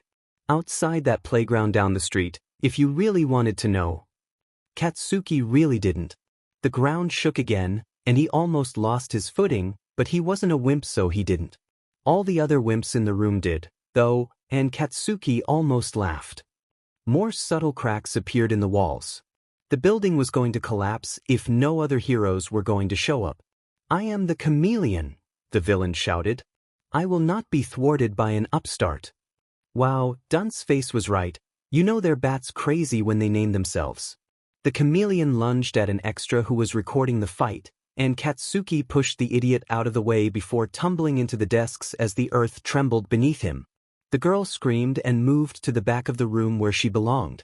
But now the woman's eyes were on his exposed form, wedged between desks. The concrete floor had broken and the building was falling apart. Someone was crying. The chameleon raised her knife, and Katsuki could blast away, but the floor would probably give way and the extras might be injured. He raised a gauntlet, ready to sacrifice his forearm. Then Deku flew through the open window, crouching in a front flip and slamming googly eyes into a pile of empty desks with a powerful kick. He turned around and held out his hand. Kaken, are you Oka? F off, ya slacker. Katsuki spat, voice laced with venom and pure murderous intent. The nerd was in full costume, probably picked it up from the front gate, grinning like he'd saved 1,000 lives. I'll do my best. Deku replied like the sunshine face he was. Katsuki resisted the urge to punch him. Shut up, nerd. Okay. The slacker spotted the villain's movements first. His eyes darted to the window, and Katsuki wordlessly flung himself through it, understanding the nerd's stupid plan. Then Deku caught the villain and threw her out behind him, and Katsuki let a venomous grin cross his face. Out in the open, with room for flight and explosions, he was ready to murder someone. Izuku was playing cards with his temporary classmates at Heights Alliance when Present Mike picked him up. Apparently, there had been sightings of Kaken at Aldra Senior High and the Midoriya apartment, even though Katsuki Bakugo was sulking on the couch, cursing at everyone for playing stupid moves and threatening to murder Zero whenever he threw down another draw 4. It's rare for you to join us, Bakugo, Uraraka had remarked. You make everything a little more lively. For some reason no one could understand, Todoroki kept winning. Once they'd reached the school, though, they heard explosions and saw a villain outside. Present Mike rushed in but had to abstain from using his quirk because the school building was unstable. Bits of concrete fell from it. You have your provisional license, right? His teacher had asked. Go see what's up on that second floor. The window's broken. Then he'd found his hero costume at the front gate. How did that get there? And rushed to save Kaken. Later, he tried to convince himself that he prioritized his uniform over his friend because he knew Kaken would never lose to a villain and not because he desperately missed his Air Force gloves. Thankfully, all of Endeavor's interns were used to changing in the blink of an eye. Once the explosions were safely away from the students inside, Izuku scanned the civilians, who stared at him like he'd returned from the dead. Are you all right? He asked. No one replied. Sorry about Kaken, he's a bit. Izuku's eyes met his former bullies. Oh, but please evacuate the building orderly and go out the back entrance. Move carefully and do not run, because the building may collapse at any moment. No one moved. Izuku pointed at the door. Hurry, go. Wait, see, can I ask you a question? A familiar, timid voice asked. Izuku turned around and faced himself, his dimensional counterpart. With a stunned gaze he immediately tried to hide. This could have been him. But what was he doing at such a small school?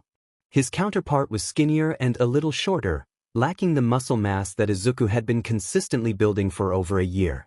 There were dark bags under his eyes, and while Izuku had recently learned to stand tall and confident, to face fear with willpower and determination, the boy in front of him slouched, meek and afraid. Most of the students had evacuated, but a few lingered, curious about the new hero student. The building continued to crumble. Another time, he promised, almost unable to meet himself in the eye. I'm sure we'll meet again. Then Izuku jumped out the window, calling upon the power of one for all, to defeat the second accomplice that had shown up, a man with drill hands, kicking the villain's side into the school gate and knocking him out with a WHP to the face. The three villains were tied up quickly. As the heroes waited for the police to arrive, Izuku found himself listening to, and mostly ignoring, Kaken shouting insults and death threats at him. Izuku felt kinda guilty for silently wanting to gut his childhood friend. It wasn't a very heroic thought, and Present Mike looked more than a little concerned. In the end, Hana Kararidi's case was closed. Izuku did all the paperwork this time as an apology for leaving Kaken behind. Her quirk must send things to her alternate self, like a pen pal, he realized, sitting in the back seat of Present Mick's slick car as they drove back to Ua. And since this version of Hana was dead in the bushes outside the playground, we were transported there. Shut up, nerd, Kaken said. He'd called shotgun earlier, and Izuku hadn't been in the mood to argue with him. Stop stating the obvious. It's not obvious, though. Kaken twisted his body around to meet his eyes. Fight me. Okay. Izuku replied, raising his hands in surrender. Tomorrow at 6. We can go to that gym we always use. He sighed. It would be the second fight he's had with Kaken in 2 days, not like that wasn't a common occurrence. Present Mike looked like he didn't want the two students in his expensive-looking car, and Izuku couldn't blame the poor man. It was past Kaken's bedtime by the time they arrived at Heights Alliance after another meeting with the principal. Wow, he looks exactly the same. Kirishima exclaimed. Ah. Izuku tried to introduce his rival. This is Kaken from my world. Aizawa looked like he was developing a bad migraine. Izuku felt really bad for him. This one was louder. Shut up, Kirishima. Kaken shouted. Oh, this Bakugo knows our names. Siro exclaimed. Of course I know your names, soy sauce face. Their homeroom teacher muttered something like, I'm calling in sick tomorrow, and stumbled out of the front door. Hi, Bakugo 2.0. Hagakure called out. Who are you calling, 2.0? Kaken growled. A mad banquet of darkness, Tokoyami said, mostly to himself. Sorry, Izuku spoke up, his voice a little more timid than usual. He gets crankier if he doesn't go to sleep by 8t. Shut up, stupid I'll kill you. Kirishima made no move to drag Lord Explosion Murder to his temporary room, so Izuku did it himself. He hated every moment of it and made a mental note to buy his Kirishima manly-looking flowers or something as a thank you for saving my life many times gift. Izuku sparred with Kaken early that morning. He had been the only other member of Class 1A who was awake. "Are all the slackers slacking this morning?" he asked as they walked back from the gym, sweaty and ready for a shower. "It's pissing me off." Izuku shook his head, pushing aside unwanted negative thoughts. He had a couple of new bruises. "There are a few small differences between this world and ours. We get up earlier." "What about Four Eyes?" "He usually races you." "Sensei expelled him. And he's paralyzed from the waist down and can't be a hero anymore, can't live up to his brother's legacy." Kaken frowned. "Hard to imagine. Ida's almost as annoying as you are." Izuku didn't know whether that was a compliment or an insult. "You saw the extras too, didn't you?" Kaken asked. "At the S-Tai Middle School." Izuku decided not to comment that, "No, you can't go around calling your childhood friends extras." "Yeah. What about them?" They reached the dorms, and Kaken shoved the door open, marching into the commons. One of them brought up the sports festival and another mentioned the sludge villain, but no one mentioned Kamino or our internship with Endeavor. What about it?" Izuku asked. His back was sore from the way he fell on it weirdly that morning. "My counterpart must be pretty pathetic," Kaken replied, looking away from him. Izuku frowned. He didn't like the implications of that sentence. "Don't say that. You haven't even met him." Kirishima chose that moment to enter the kitchen. His hair hadn't been styled yet, so it hung at his neck, pulled back by an orange headband. "Wow," he remarked. "Sorry for overhearing your conversation, but no wonder other me is brothers with you. You're as manly as it gets. You never told me you were the sludge villain kid, Bakugo." "Shut up," Kaken growled. He opened the stove and took out a dirty pan. "Would you like anything specific for breakfast, Kirishima?" Izuku asked, distracting his classmate and effectively preventing an explosive crisis. "Stop acting like an idiot, Deku," Kaken said, letting the pan hit the stove with a loud clang. "I'm making sausage and that's it." "I'll get the ingredients." Izuku volunteered a little too eagerly. "How did you know I like?" Kirishima trailed off. "All right. We're brothers, hey, let me help you." That morning, most everyone went to class in high spirits. While the rest of 1A went to class, Izuku and Kaken were called to the principal's office. "So All for One is alive," All Might repeated, his voice laced with disbelief. He unconsciously clutched his stomach wound, letting the fabric of his suit bunch up at his side. "Yes," Izuku replied. His posture was rigid, back barely touching the wooden frame of his chair. "Interesting," Nizu said. Izuku had never seen his principal so serious. Kaken said little, opting to lean back in his chair and prop his feet up, subtly kicking Izuku's chair whenever he felt like it. "We have All Might," Nezuko continued, "so we're prepared, but—" The principal trailed off, swiveling his seat to face the symbol of peace. He took a sip from his teacup. "You only have an hour a day." "Correct," All Might answered. His baggy clothes sagged off his frail form, and Izuku realized how dire their situation was. "What about your successor?" Kaken growled, crossing his arms. Izuku suddenly felt really bad for Togata-senpai. His childhood friend had always been weirdly invested in One for All. All Might shared a look with Nizu. "Not ready," the principal finished, pulling away from the symbol's guilty gaze. "He's not ready." Kaken scoffed. "Seems about right." He kicked Izuku's chair again. They continued the conversation for a while, even after homeroom began. Detective Tsukachi joined them halfway through, greeting the teenagers with a cordial smile before bringing out an old-fashioned notebook. Izuku had been recounting his experience under Endeavor's tutelage while his rival made snarky comments. "And then Hawks gave us all those books," he said, straining his mind for information, "and talked with Endeavor a little bit before flying off. He said he was doing missionary work." "No, you were the one to call it missionary work," Kaken corrected him. "The Kakibi just agreed with you." All Might narrowed his eyes, clasping his hands together in a contemplative measure. The chair creaked under his weight. "Missionary work?" he asked. "Interesting." Nizu looked out his window, and Izuku could almost see the current flowing through the circuitry in his head. "You two are only students. the principal spoke up, gingerly tapping his paws against his wooden table. While you both have many stories, we adults are surely working behind the scenes to keep you safe. And if our worlds are as similar as you make them out to be, I need to deduce my counterpart's intentions based on the actions of your school board throughout the year.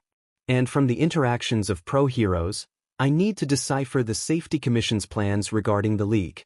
Therefore, it would be wise for you to leave out no detail. We understand. Izuku spoke for them both. He was pretty sure the principal was secretly recording the conversation. Kaken grunted, crossing his arms. All the first years are at work studies now. There's definitely something STI going on. Izuku nodded in agreement. Endeavor's the number one now too. I see. With whatever happens, Nizu said, it seems that we're not the only ones who need preparation. Now, what was the name of that book again? Izuku walked to lunch in a slump. Kaken stuck to his side, pretending to be unaffected by his somber mood. They continued down the hallway in stoic silence, stopping only once for Izuku to wave at Shinso strolling by in the opposite direction. Stop it, Kaken suddenly barked, jabbing a finger at Izuku's head. You're being annoying. Huh? Izuku asked. I didn't say anything. Exactly. It's pissing me off. They took a detour, stopping by the restrooms to continue their conversation. Is this about your stupid quirk? Kaken asked, leaning against the doorframe of the men's bathroom entrance. If so, you'll have to wait. The walls have ears and all that. See? No, it's different, Izuku said. But it's about your quirk, Kaken insisted. If he wasn't angry before, he was now. Kinda, he replied, letting out a deep sigh, unable to fool his childhood friend. Yeah, you're right. I'm always right. Izuku looked away from Kaken, but not before catching his friend's victorious smirk. It's nothing important. Bulls. Kaken. If it's about your quirk, it's FING important. Kaken. Izuku exclaimed. His gaze dropped to his worn-out, red shoes. It's just, I figured out the difference between our worlds and it's my fault. When I first met All Might in this world, he recognized me from an interaction right before the sludge villain got to you, he explained. And then when I talked to people, Shinso, All Might, Togata-senpai, Aizawa-sensei, Todoroki, and everyone else in the class, and concluded that the only notable difference was me. Here, instead of going to UA, I attend some random high school near our neighborhood. Yeah, with extra number 1 and extra number 2, Kaken recounted. I didn't think you'd end up with them, though, with your nerd grades. Izuku was going to comment that their old classmates have names and it was rude not to refer to them as such, but he decided against the notion. The differences began at the sludge villain. And the fact that you got caught up in it in the first place, that proves it. Here, I didn't rush in to save you. So I'm dead. No, you're alive, Izuku corrected him, recognizing his rival's attempt to make him talk, and you know it. Your throat's all messed up. I must be a real Hiata, then, his childhood friend said. Wonder how I survived. A rare understanding and acknowledgement laced his tone. No, not really. Kaken, when I ran in to save you, I wasn't thinking. I didn't make the choice. My feet moved on their own. Well, thank goodness you're a true FING hero then. Izuku tried to hide his smile, as if Kaken hadn't just directly complimented him. Had he done that before? It was probably an insult, anyway. Forget what I said, Deku. Izuku's smile grew, against his will. Kaken threw up his hands in pure exasperation. For F's sake, shut up. The bathroom door swung open. The other Katsuki Bakugo walked out, shaking his damp hands in the air. He looked between the childhood friends, scoffed, and walked away. He heard us, Kaken said, narrowing his eyes. How? I do that a lot, he continued, marching in the direction of the dining hall. Stick my STI where it doesn't belong. Izuku started walking after him. Wah. He came out fully knowing that I'd know he heard our conversation. Kaken, wait. His childhood friend had taken off in a sprint, leaving Izuku to desperately chase after him. There was so much more he wanted to talk about, if Kaken would even listen, that is his short conversation with his alternate timeline counterpart, How the look in his eyes reminded himself of his own from a mere 2 years ago, the question left unasked. Can someone without a quirk become a hero like you? Kakin would have an answer, he believed. Whether it was good or not was another story, but his friend and rival would know how Izuku could face his quirkless counterpart and say something like, "I'm sorry, but for you, that opportunity is gone." Togata-senpai was very worthy, after all. Katsuki Bakugo marched up to as dining table with a scowl etched on his face. "All right, US Stains, where the F did the other me go?" Kirishima instantly brightened up. "Bro," he exclaimed. Ashido looked confused. Izuku caught up to his friend. "Shouldn't we sit down and eat? Lunch is halfway over, and we're going to see him during the afternoon classes, anyway." Kakin stared him in the eye. "Fine." He turned back to the class. "You all better have saved me a spot," he said, pointing an accusing finger at Kirishima, who saluted back before walking away. Izuku let out a breath of relief he didn't know he'd been holding in. "Midoriya, are you okay?" Uraraka asked, and Izuku jumped a little. He hadn't expected the use of his last name. "I'm all right," he replied. "Kakin's high maintenance." He winced. "Don't tell him I said that." Lunch was, again, uneventful, but it was relaxing and reminded him of his own Class 1. Izuku sat between Todoroki and Uraraka, who shared about midnight's very informative history class. Todoroki silently listened, poking at his cold soba, and Azui commented about the extra desk that had been in the classroom that day, and used. Shoji asked if everyone was up for a board game. Hagakure offered to do Jiro Snails. Mineta complained about the height of his desk. Kaminari was doing some last-minute homework, and Kakin had gotten so annoyed that he'd started tutoring him, to the surprise of his classmates. "How the heck do you forget the F and quadratic formula?" he asked, raising an eyebrow.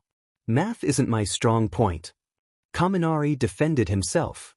"And I remember it. It's just, what do I do if there's a negative under the—" Katsuki Bakugo picked up one of his classmates' pencils, snapping it in half under his grip. "I swear to All Might I am going to murder you." Kaminari grinned. "Thanks, Kakin." Heroics was taught by Ectoplasm and accompanied by Midnight that day. Izuku silently wondered where Aizawa-sensei was. He hadn't seen his homeroom teacher all day. "Where the F is All Might?" Kakin demanded. "Kakin, he doesn't teach the first years in this world." "Why not?" "Kakin." Izuku shot him a knowing look. "Shut up." Kirishima gawked. "You two get taught by All Might?" he exclaimed, waving his arms in the air. "That's a cool hero costume, Midoriya," Ojiro said. "Today's exercise will focus on teamwork," Ectoplasm announced to the class, ignoring the students' side conversations. "You will split into groups of 6 and protect 20 civilian dummies from villains." "There are 20 of us, though," Ciro remarked. Midnight cackled, brandishing her WHP like it was a harmless baton. "Exactly. That's why our guests will be playing the villains for today. If they manage to destroy even one of the dummies in the hour-long exercise, you lose." The principal requested to see today's training clips afterward, Ectoplasm added, "so please do your best." Midnight pulled out a clipboard. "Let's see. Team 1 will be Aoyama, Ashido, Azui, Uraraka, Ojiro, and Kaminari. Team 2 is Kirishima, Kuda, Sato, Shuji, Jiro, and Ciro. And lastly, we have Tokoyami, Todoroki, Hagakure, Bakugo, Mineta, and Yaoyorozu on Team 3. That's just alphabetical." Ashido exclaimed. "Was any thought put into that?" Sato echoed her sentiment. Izuku felt a bit of dread loom over him. Recently, in his own world, their teachers had been trying to help mend his strange relationship with Kakin by frequently pairing the two together in exercises, as if proximity and the fear of failing practicals would cause them to make up and be friends. Izuku really appreciated their effort, but their efforts just made their rivalry worse. In his humble opinion, some distance would have done their relationship some good, but the childhood friends had the unfortunate luck of being neighbors and classmates for as long as Izuku could remember. "I'll murder Uraraka first," Kakin said. "And then I'll kill Raccoon Eyes, and then I'll blow up the rest of them. Just stay behind and do whatever." But Kaminari and Aoyama have the most range. Izuku argued back, waving his arms around frantically. It'd make more sense to go after. I don't care. Just follow me. I can't follow you if we don't have a strategy. Shut up, dumb loser trash. Izuku was getting a little desperate.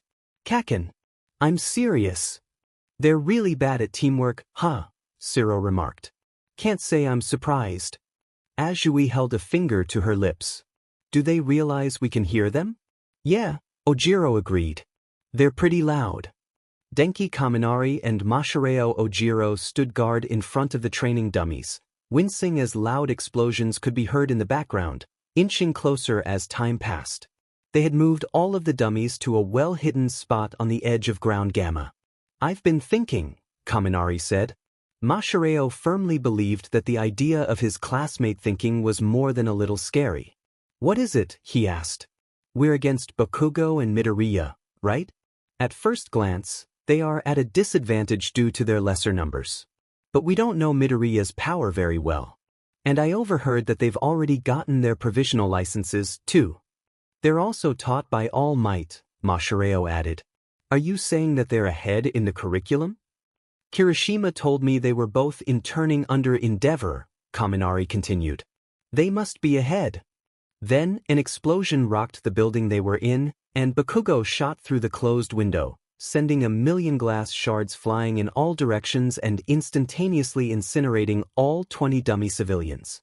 They'd underestimated the villain duo, who'd won the exercise in under 10 minutes. Great job, Kaken. Midoriya's voice called out from a distance. You're slow. Bakugo yelled back. Get better. I'll still surpass you. Don't patronize me. The second round went slightly better, in Shota Aizawa's eyes.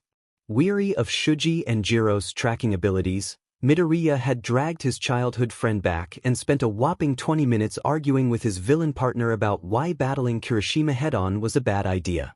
Bakugo still did, colliding with the other student in a bout of fists and giant explosions, screaming things like, I thought you were unbreakable. If you say you're effing unbreakable, don't effing break, you pathetic bee. They still won. Katsuki Bakugo was FING tired of Deku. The nerd had gotten to the dummies before he had in the last round, and it tore a hole in his already fragile ego. He should be arresting villains around Tokyo with Endeavor, not beating up a bunch of weaklings that happened to look like his classmates. The last group was Tokoyami, Todoroki, Hagakure, Other Him, Mineta, and Yaoyorozu. He could handle Bird Brain with little problem, given the fortunate nature of their quirks. It'd be best to knock him out before he could try to stall the nerd, though. Hagakure was useless if he and Deku kept moving at high speeds, so they could ignore her if they made their movements unpredictable enough. Yaoyorozu, Ponytail could be deceptive. It set him off. Icy Hot was best taken out quickly. And Other Him will bait their heavy hitters into the open. You take out Tokoyami first, Deku said, leisurely stretching as they stood in front of the training ground. I'll go for Todoroki. Don't tell me what to do, Katsuki barked back. It's a stupid plan anyway. Huh? The nerd had the guts to ask, turning his upper body to face him. Come up with something else. I already thought of that. Hagakure is probably the scout, Deku muttered in that annoying voice of his, pressing his mouth against a relaxed fist. Todoroki would go out on his own, and Yaoyorozu would stay back and develop artillery, and Tokoyami, who has good long-ranged abilities, would patrol the perimeter, probably with Mineta, who'd set up traps. You'd probably come looking for me or yourself. Probably you. Katsuki scoffed. The hero team's 15 minutes of preparation time were almost up. I know. Let's keep your counterpart in the game until the end, the nerd suggested. His explosions would mask your own, and it might be confusing for their scouts. Katsuki glared at the timer. 1 minute left. Ponytail would expect that. She'd avoid confrontation or stall. She doesn't know me though. Still a stupid plan. She'll realize it 5 minutes in. 10 seconds left. I'll take the right side, Deku said. You take the left. We'll work separately. It was the stupidest plan Katsuki had ever heard from the nerd's mouth, But more importantly, it would confuse Yaoyorozu and drive his dimensional counterpart mad. The plan wasn't half bad. They were a team of only 2 and worked really well alone, had excellent mobility and firepower, could search through large areas in a short PRD of time, and trusted their partner to do their FING job. For months ago, he believed Deku wouldn't have respected him enough to come up with the plan. There was a flaw. If one of them was caught, stalled for too long, or negligent in their searching, they would lose. Thankfully, Katsuki and the trash nerd weren't losers and won as performance had been really S-tie today. The starting bell chimed, and the S-head raced off to the right, leaping onto high ledges and swinging from his WHPS to gain height and momentum. Katsuki took to the air, eager to get away from his teammate. 3 minutes in, he saw a glacier peeking out in the middle of the right side. So the nerd found Todoroki. Katsuki was just a little disappointed. He wanted to beat up half and half. 5 minutes in, he began to see the pervert's sticky balls set up around the edges.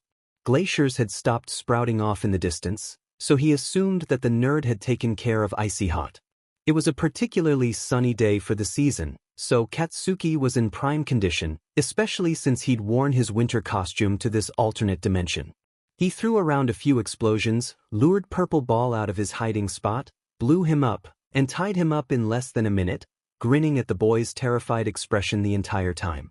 Then he took to the air again, looping in a circle, just in case Ponytail was monitoring him, before continuing his search for the dummies. He occasionally checked a particularly suspicious building but hadn't found anything yet. If his suspicions were correct, Yaoyorozu would have hidden the dummies somewhere Katsuki couldn't fire huge explosions. A basement or the fake sewer system beneath Ground Gamma would be good places to search. And if she felt like being particularly annoying, she would have started to move the dummies from place to place already, which would be particularly easy with Dark Shadow. He found Invisible Girl, next, by accidentally flying into her. Heroics exercises against her were always weird. He tied her up awkwardly and moved on. Katsuki touched down in an alleyway, freezing in his tracks. He couldn't hear any footsteps, but faint explosions were just barely perceptible from his right. Whether the source was his alternate self or Yaoyorozu was a good question, but Katsuki had a feeling that it wasn't the class president, who was less inclined to seek out a fight. He leapt up to the roof's building, not bothering with stealth. He could kick other Himses Taiyo without a surprise attack anyway, and found the seconds later, glaring at him in his own winter costume. Other him didn't stop to talk, instead preferring to fling himself at Katsuki with that demonic grin of his. Wow, so that's what it feels like to be on the other side of that. For some reason, Katsuki found that he could perceive his alternate self's intended movements. The incoming right hook, the mid-air spin, the many openings that he himself had fixed up months ago by sparring with Kirishima and Deku early in the morning. Other him was slow. Katsuki sidestepped and blocked the poor excuse for a punch with a large explosion to his counterpart's exposed arm. Hey, you didn't hear anything today by the bathrooms. Got it? Is Midoriya really the only difference? Other him asked, his voice lowering to a growl as he dropped into a sweeping kick. Katsuki hated the way the nerd's real name sounded in his own voice. Whether it is or not, that's the S-head's problem, not yours, he replied, propelling forward with his quirk to land a satisfying punch on his opponent's face. He didn't like how he was much stronger than his alternate universe counterpart because of the nerd, but for some reason, a part of him was surprisingly okay with it. Was he always this FING powerful? Backspin. Elbow move. Barrel roll. Uppercut. Man, his counterpart was unbearably predictable, and it was becoming borderline painful to watch. Never in his life had Katsuki felt such a powerful urge to blow himself up. No. The stupid nerd trained himself to death, Katsuki replied, fought off villains, and learned from his experiences. Just like me. He wasn't in the mood for revealing the nerd's secrets. So he had a quirk the entire time. Katsuki tucked into a low round kick and slammed his opponent's face into the roof. If he effing did, it's none of your FNG business. Other him growled. So he also let you torment him like he was a S-tie quirkless loser. He was a quirkless loser, Katsuki wanted to reply. Fate just rewarded him for being a decent person. Instead, he threw an explosive punch and grabbed his counterpart's wrist with gloved hands, redirecting one of his opponent's new super moves into another building. "He was supposed to be a pebble in my path," he replied. "Instead, he's f***ing annoying. Don't you hate him? Depends on the day." "But you two are friends," other him said, choking on his own pathetic air as he fell back. "We are f***ing friends," Katsuki echoed. "Why?" Katsuki remembered a certain conversation at the Todoroki household. The taste of ruined mapo tofu left his mouth bitter, but the experience had been slightly worthwhile because he'd gotten to hear Deku's advice for icy hot. The nerd's an incredibly f***ing kind person. He's probably forgiven me already. The H.S. tie Deku's words, not mine, Katsuki said, hearing the sound of cannons going off behind him. Other him frowned. "Then why do you call him Deku?" "He's not useless." Katsuki had enough. "You," he barked, jabbing a finger at his opponent. "No, absolutely nothing, you effing extra." Then he lunged forward, pulling other him in and flipping him over his shoulder like how Deku had done to him months ago. He leapt into the air, using all his momentum to throw the extra to the roof with a satisfying thud before wrapping up the head extra tightly with capture tape. The horn sounded. Apparently Deku had found the dummies. Katsuki let a smirk cross his face. Then Mineta slammed into him in last-minute retribution, knocking him into his dimensional counterpart. Their heads collided, and suddenly, Katsuki was falling yet again. Because Kaken had disappeared at the end of their training exercise, the teachers decided to cut the second lesson of the afternoon and send all the students back to the dorm, where most of 1A congregated. "I'm sorry," Mineta wailed, throwing himself over a couch. I'm sorry, I. On the bright side, Siro spoke up, "We know how to get you home now, Midoriya." Izuku nodded. "I just need to touch my counterpart, right? Seems pretty simple." Ashido pouted. "But I'll miss you." "We." Aoyama agreed with a twirl and a wink, patting Izuku on the back as he headed for the kitchen. "I feel like I've known you for months," Shuji said, taking a seat on the couch right next to Mineta. "Somehow, it's strange to know that you are leaving." Hagakure waved around her uniform sleeves. "Me too." "I dunno how to put it," Ojiro chimed in, leaning over the furniture's frame, "but 1A has always felt a little incomplete, with 18 people. You liven up the place." "What happened to the other student?" Izuku asked. "The one that isn't Ida." "Oh, he was expelled on the first day," Yaoyorozu answered curtly before turning away, following Aoyama into the kitchen. "Does anyone want tea?" Uraraka nodded. "He placed last on that test we had during the opening ceremony." Kaminari held up a pack of cards, practically skipping into the commons. "Hey," he shouted. "Who wants to play Uno?" "You have to finish your history paper," Jiro remarked, pointing a jack at his face. "I don't think it's a good idea." "Would he like some tea?" Koda whispered, joining his classmates in the kitchen. "Isn't that due tomorrow?" Todoroki questioned, looking up from his phone. "I'll play Uno," Kirishima exclaimed, pulling his hair up with a headband. "Just give me a moment. Midoriya, can I talk to you for a sec?" "I'll make some desserts for the occasion," Sato volunteered. "I refuse to play such a cursed game," Tokoyami said, leaving for his room. Izuku followed Kirishima out of the commons. Kirishima led him to the boys' laundry room, which smelled worse than Izuku remembered it to be. Someone had left their clothes in the washing machine overnight, and it stunk. Piles of lost laundry, clean and dirty, had been dumped in a giant, blue plastic bucket in the corner of the room. Someone had attempted to lighten up the smell with an odor eliminator, but the watermelon-flavored spray sitting on a dryer seemed to make everything worse. In other words, it was the bane of Ida's very square existence. "All right, I gotta be honest with you, man," Kirishima spoke up, leaning against a fold-up table covered with dirty socks and underwear. "Does your Bakugo hate me or something?" "Huh?" Izuku asked, confused. "Of course not. Why would you ever think that?" The redhead frowned, clenching his fists.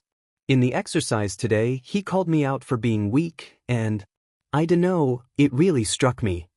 "Kirishima." Izuku moved toward the alternate version of his friend, sitting on the table next to him, and apologizing to Ida in his thoughts. He did that because he cares. You're his best friend, you know? It's because he knows he can't break through your unbreakable form anymore at home without pushing past his limits. He knows you can do better. In fact, you're one of the strongest members of our class. Really? His classmate asked, a surprised tone lacing his words. I am. Izuku nodded, smiling fondly. And one of the bravest, too. We went on a mission together months ago to save this little girl. It was a team-up raid on the Yakuza. I heard all about your fight. What happened? You tried to save Aizawa-sensei and ended up separated from my group.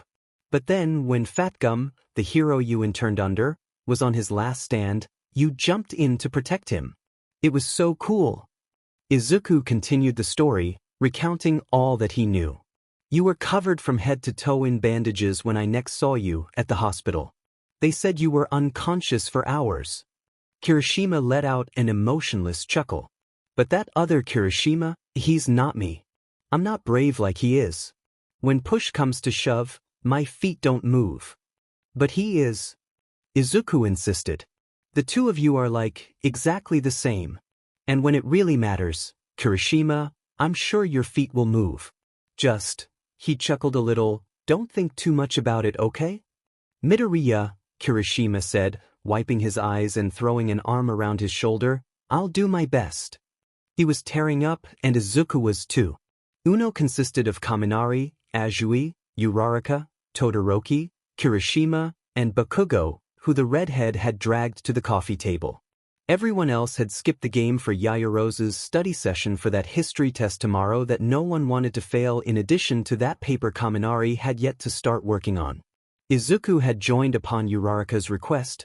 He would be leaving soon, anyway, so what was the harm? Sitting between her and Kirishima. Todoroki placed down a blue 8 with care. Uno, he said, his voice monotone as ever. Izuku wondered why he joined the game in the first place. The poor kid looked almost dead on his feet. Similarly, Bakugo moved like a drunk zombie. Go to H icy hot, he growled, snatching a card from the pile in the middle. Are you cheating or something? Kaminari whined, staring at the singular card in his classmate's hand. I'm not cheating, Todoroki answered. Todoroki's just good at the game. Kirishima remarked, throwing down his own card with a fiery spirit. Izuku placed down a blue 0. I'm not sure there's much strategy that goes into Uno, he said. He's just very lucky. Uraraka surmised, dropping down a blue 9. Someone changed the color. Todoroki doesn't have a red, Azui said, placing her own blue 9 on the table. He drew a card last time we were on reds. Izuku nodded. I remember that. Unfortunately, I didn't have a red 9, and now it's Todoroki's turn again. Kaminari looked like he was about to short-circuit. How are you so good? He wondered aloud. Todoroki placed down his draw 4 with extra care. I do my best, he replied. Bakugo screamed. That night, Aizawa-sensei pulled him aside in an empty hallway to inform him that he'd be going home the next day. Izuku was really grateful. He missed Ida and his friends very much. Class was very lively with your presence, his teacher drawled, leaning against the wall. Was that a compliment? Izuku really didn't know. Thank you, sir, he replied, bowing. Aizawa scoffed, crossing his arms. A strange, fond expression grew on his face. I get the feeling that you cause my alternate self a lot of trouble. Why? Oh really? Izuku turned away in embarrassment. He was sure Aizawa-sensei was staring at the scars on his hand with either an expression of revulsion or hidden concern or maybe both. You've almost expelled me many times, sir, he admitted, looking down at his feet. We keep getting into villain fights, after all, and I keep getting caught in them. Somehow. The incredulous expression on the pro-hero's face made Izuku nervous. On the first day of school, I came in last on the quirk apprehension test, he continued. But I'm doing better now, especially from getting experience at Sir Nitai's and Endeavor's offices. His teacher's lips quirked up. Internships, I see. Are you top of the class? Izuku shook his head and managed a smile on his face. No, he replied, fidgeting with his fingers. Yaoyorozu is first in grades, after all, and Ida's the fastest. Uraraka's really good at rescue and Kirishima has the most endurance. And I'm still working hard to catch up to Kaken. You'll make a fine hero, Midoriya, Aizawa interrupted him. Just stay alive to see it happen, okay? With that, his teacher turned around and began to leave. I will, Izuku promised. That night, his sleep was very peaceful. Izuku was on his morning jog again at 5:30 in the morning, taking a more scenic route than usual. Halfway through, he met a second year who was more than happy to train with him. He never got her name, but her snowball quirk had been interesting to spar against. On the way back to the dorms, he found Bakugo and Kirishima sparring in the woods. Ojiro was swinging from tree to tree with his tail, perspiring heavily and leaping with every ounce of effort he could muster. Tokoyami was on the roof of their dorm, meditating. Uraraka spun slowly in the air, weightless. The doors to the building were open, allowing the morning breeze to seep in. Izuku smelled pancakes. Sato was in the kitchen, whistling a cheery tune. He shot Izuku a thumbs up and a very Sato-like grin. Hagakure was making coffee. In the commons, Yaoyorozu had a stack of notebooks laid out on the coffee table, tutoring Jiro and Ishido. Kaminari had joined, plugging himself into the nearest outlet for a morning brain boost. Todoroki walked through the main entrance looking like he'd finished a marathon. Excuse me, Midoriya, he said, moving past him and toward the boys' elevator. Izuku took in the familiar sight. This was what Class 1A was supposed to be like in the mornings. Ah, Midoriya.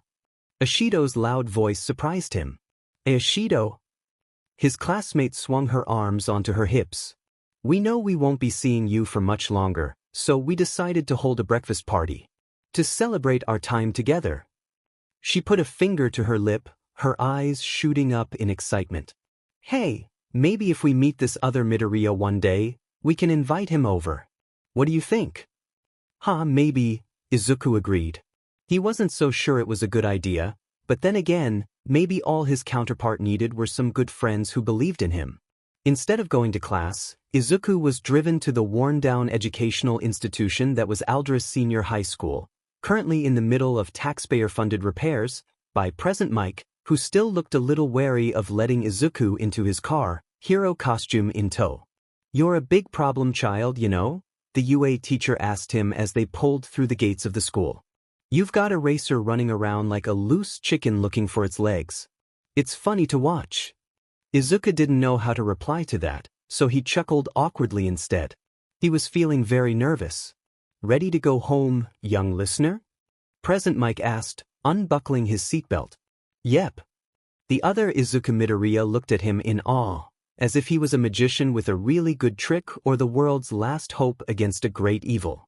Izuku really wanted to be neither, but All Might's warnings about All for One implied otherwise. I guess we should get this over with, Mrs. Karariti, the real one this time, said, looking between the two counterparts with a strange, almost sad expression. Izuku immediately took a liking to her. She made for a good teacher. Present Mike shook his head. Take your time, I missed first PRD for this. Izuku felt a soft gratefulness well up in him. Would you mind if we, he said, pointing between the other Izuku Midoriya and himself, talk for a little bit before I go? Mike raised an eyebrow. Sure, Mrs. Karariti said and walked out of the empty classroom. Present Mike followed, but not before sending Izuku an almost solemn look. Goodbye, Present Mike. Izuku called out, waving. Goodbye, little listener, the pro-hero said, turning back one last time. The door shut behind the two teachers, leaving the two high schoolers alone. The musty, classroom air felt almost suffocating. Izuku couldn't help but feel sorry for his other self, who had also given up on his pipe dream like Izuku had all those years ago. They'd chased after heroes, taken legions of notes, and had been bullied by Kaken for years. Why did fate decide to bless Izuku and not his alternate self over a single choice they didn't consciously make?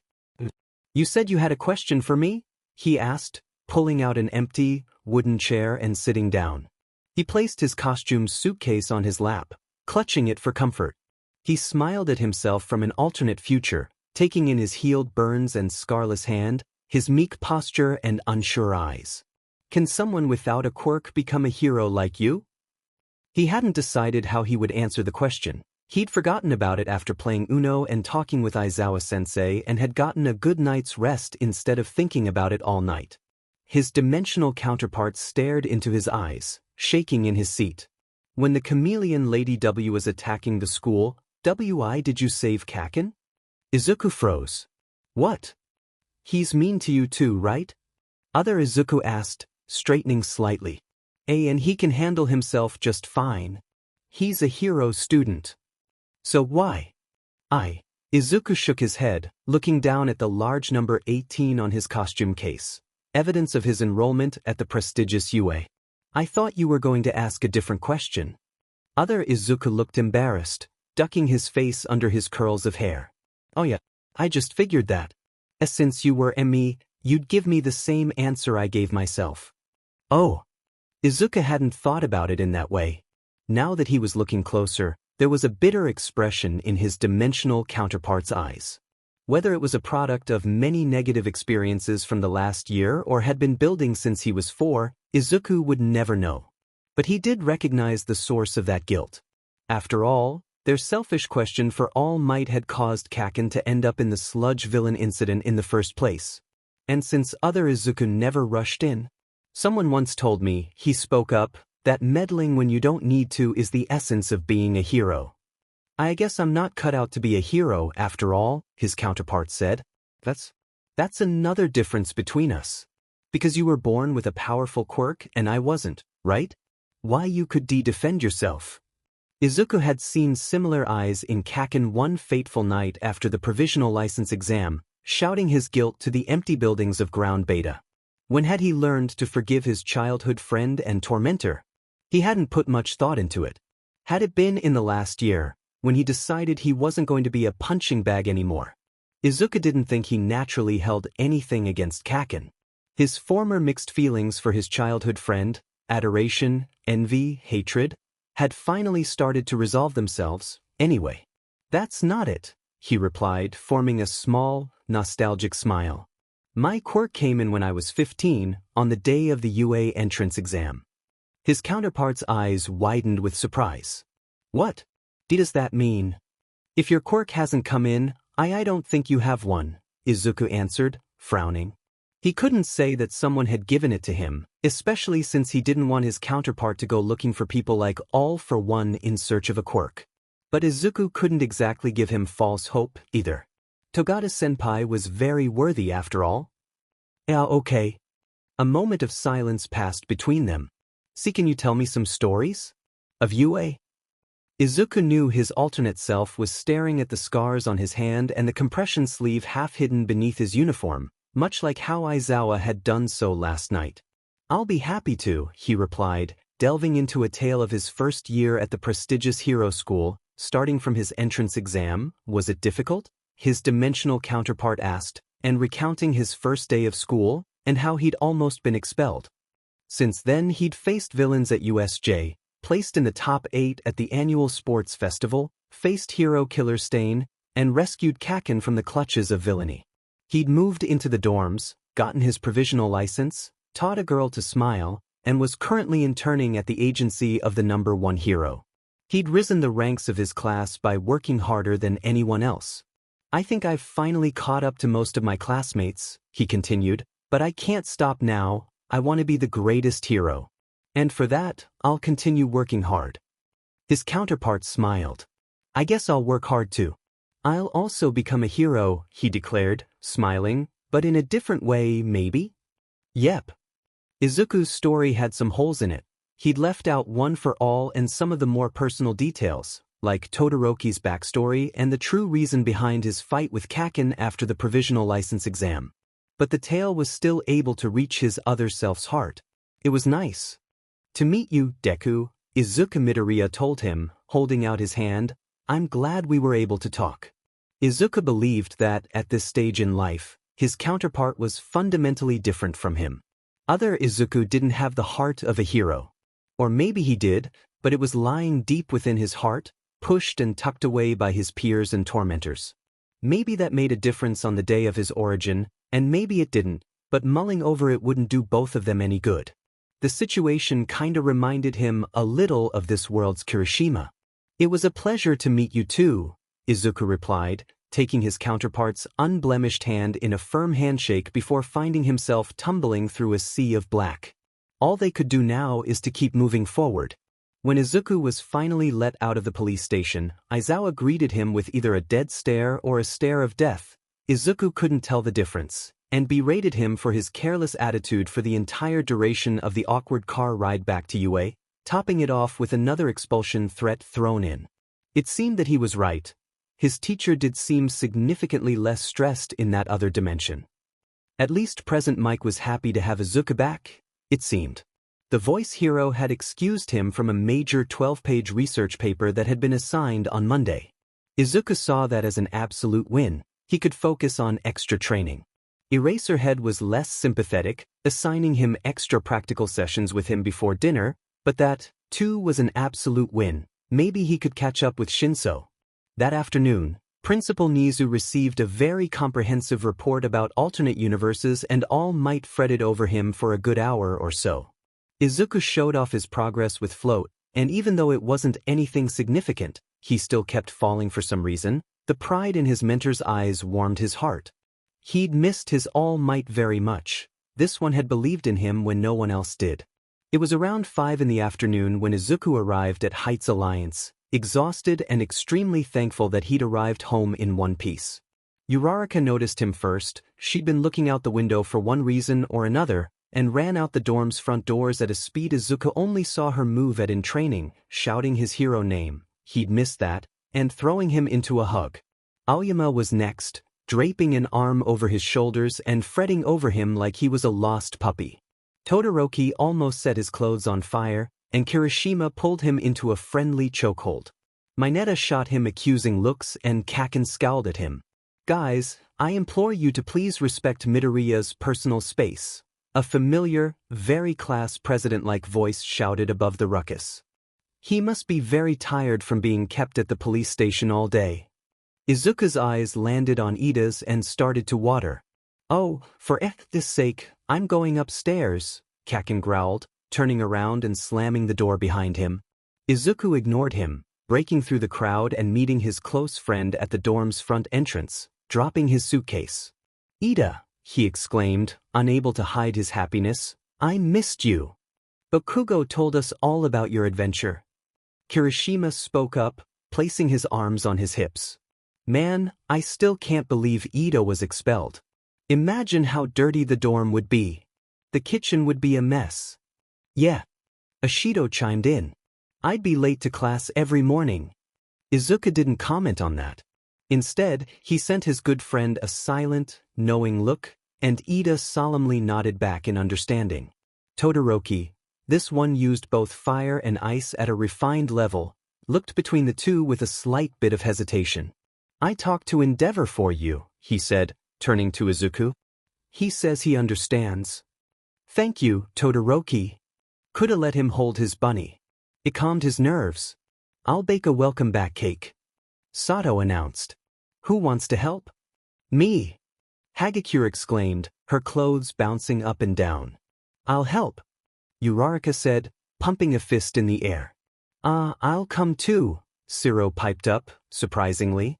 "Maybe I'll need this skill in the future, you know? Ojiro wanna help?" His classmate flicked his tail. "Why not?" Izuku looked between his classmates, not bothering to hide his grin. Ida stood beside him, studying his expression. "You seem like you've been doing a lot of thinking lately," he said, raising a hand to adjust his glasses. Izuku didn't deny it. "I'm very blessed," he replied, believing every word. "Understandable. You've had a very eventful past few days." Izuku saw it now. He had changed so much from the jittery person he was in middle school. He had true friends, now, and a bright future.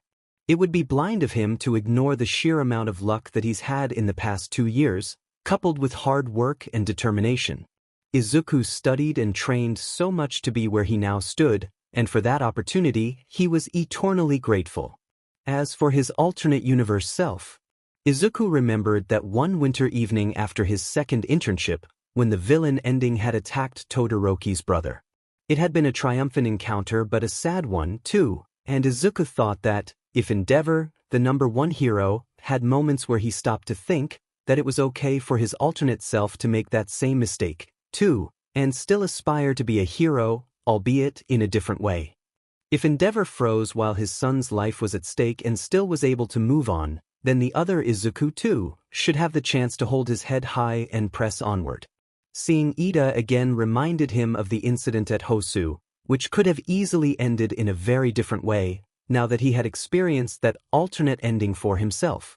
It brought back memories of what the gentle criminal said to him after their skirmish, months ago. Izuku supposed that he could have been expelled from the hero course, too, very easily. He could have faced the repercussions of vigilantism, just like how he could have let himself think for just a moment in that crowd back in middle school, watching his tormentor suffocate to death. Indeed, his current happy life was an agglomeration of tiny experiences and choices, and somehow he'd, by fate or chance, he didn't know, picked many good paths of life to walk through. "Are you okay, Midoriya?" Ida asked, snapping him out of his ponderance. Class 1A was beginning to move back in the dorms, eager to start preparing for dinner. "Yeah, I'm good," he replied easily, following his good friend inside. He was starving. That night, he approached Kirishima's door with a hesitant knock. "Come in," his friend's cheerful voice called out, muffled by the door. Izuku had walked in on a late-night homework session. He idly wondered why his classmate was alone before remembering that it was 9 in the evening. Kaken was asleep. "Hey, Kirishima," he said. "Sorry for bothering you." "It's nothing," his friend exclaimed, a toothy grin spreading across his face. "By the way, did you understand question 2 on the math homework?" "I've been excused from a lot of schoolwork, so I haven't," Izuku replied, letting a sheepish grin cross his features. He leaned over his classmate's shoulder. "What's the problem?" "Here, look at this ugly integral. I have an answer, but it's in the wrong terms, and I can't exactly ask Bakugo." "Don't worry about it," Izuku exclaimed, picking up a spare pencil and drawing a neat right triangle at the edge of Kirishima's notebook. "Here, just take that trig substitution you did earlier in the problem and find cosine in terms of what you wrote down earlier." He wrote down a few equations. "And here you have it. Don't forget the plus c." "Thank you so much," his friend exclaimed, his face lighting up in understanding. He turned around. "So what's up?" Izuku felt very embarrassed. "Nothing big," he answered. "Just, I wanted to thank you for being Kaken's friend," he trailed off. Kirishima let out a hearty laugh. "You don't have to thank me for that." "No, I really want to," Izuku insisted. "I talked with your alternate self for a bit, you know? And with that dimension travel incident and all, I realized that I really appreciate you." "For keeping Bakugo off your back?" Kirishima asked, throwing back his head in another fit of laughter. "No problem. It's my pleasure." Izuku sighed. This wasn't how he wanted the conversation to go. He reached into his pocket and pulled out a gym membership gift card. "I don't know if you'll get to use this very often because we live at UA, but if you ever want a change in the scenery," he held out his gift. Kirishima teared up, taking the card. "Ah, thank you, man. But seriously, you help me with homework and you're the one giving the gifts? That's unfair." Izuku smiled, moving toward the door. It was getting late, and Ida would be reminding everyone about curfew, soon. He was about to leave, but he remembered one last thing. "Kirishima," he said looking back, "you're a very brave hero. It's really inspiring." Then, he shut the door and disappeared down the stairs before his friend could respond. It was a little past 5 in the morning on an appealing morning. Izuku put on his red high tops, taking extra care to tie his laces tightly.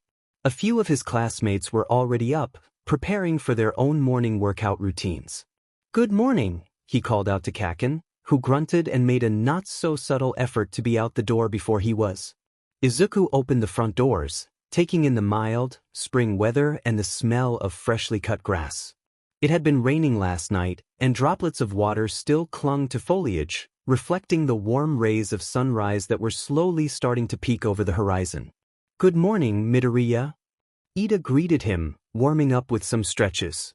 Izuku joined him immediately. "Hey, Ida," he said. "Ready for our morning jog?" "Ready as ever," the class president replied, giving his friend a thumbs up. "Uraraka's training by herself today, but we can meet up with her after we finish 3 laps around the school. Usual path. Seems fair." "Good idea," Izuku said, crouching and firing up one for all at 5%. Similarly, Ida revved his engines, switching to a lower gear. Izuku had promised himself that he'd do his best, and he wasn't going to break that oath anytime soon. Beside him, Ida shot him a look of determination. "Sorry, Midoriya, but I'm going to win today," his friend declared. Izuku grinned, returning the challenge. "No, I will." That morning he had finally realized why his alternate self had been stuck at some no-name, old school close to home. The other Izuku Midoriya had given up after seeing his Kaken suffocate in the sludge villain's grasp, unable to do anything. He'd given up on becoming a hero, on saving others, and on saving himself. "On your mark," Ida shouted. But people who made mistakes could still become great heroes, Izuku believed. His close friend once walked the path of revenge, seeking out the hero killer alone on the streets of Hosu. But Ida was also his hero. When Izuku had been bogged down by his internship and the heavy weight of One for All, Ida was there, offering his beef stew to ease Izuku's overwhelming stress because that's what friends are for. Get set. Izuku didn't know what type of hero his alternate self was going to become. He decided not to think too much about it. His counterpart could take care of himself. Instead, he would face his own future and whatever it would bring. And if that meant facing a great evil like All for one day, so be it. Izuku had come to be a different person, a better person, since he'd entered the gates of UA.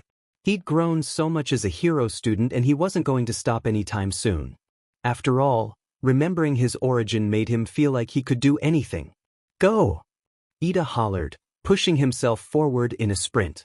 And before Izuku had the chance to ponder his past for any longer, he let out a burst of One for All through his body, leaving his personal musings in the dust and racing toward his very bright future. "Hey Mom, I'm home," Izuku Midoriya called out, gently closing the door behind him and taking off his shoes.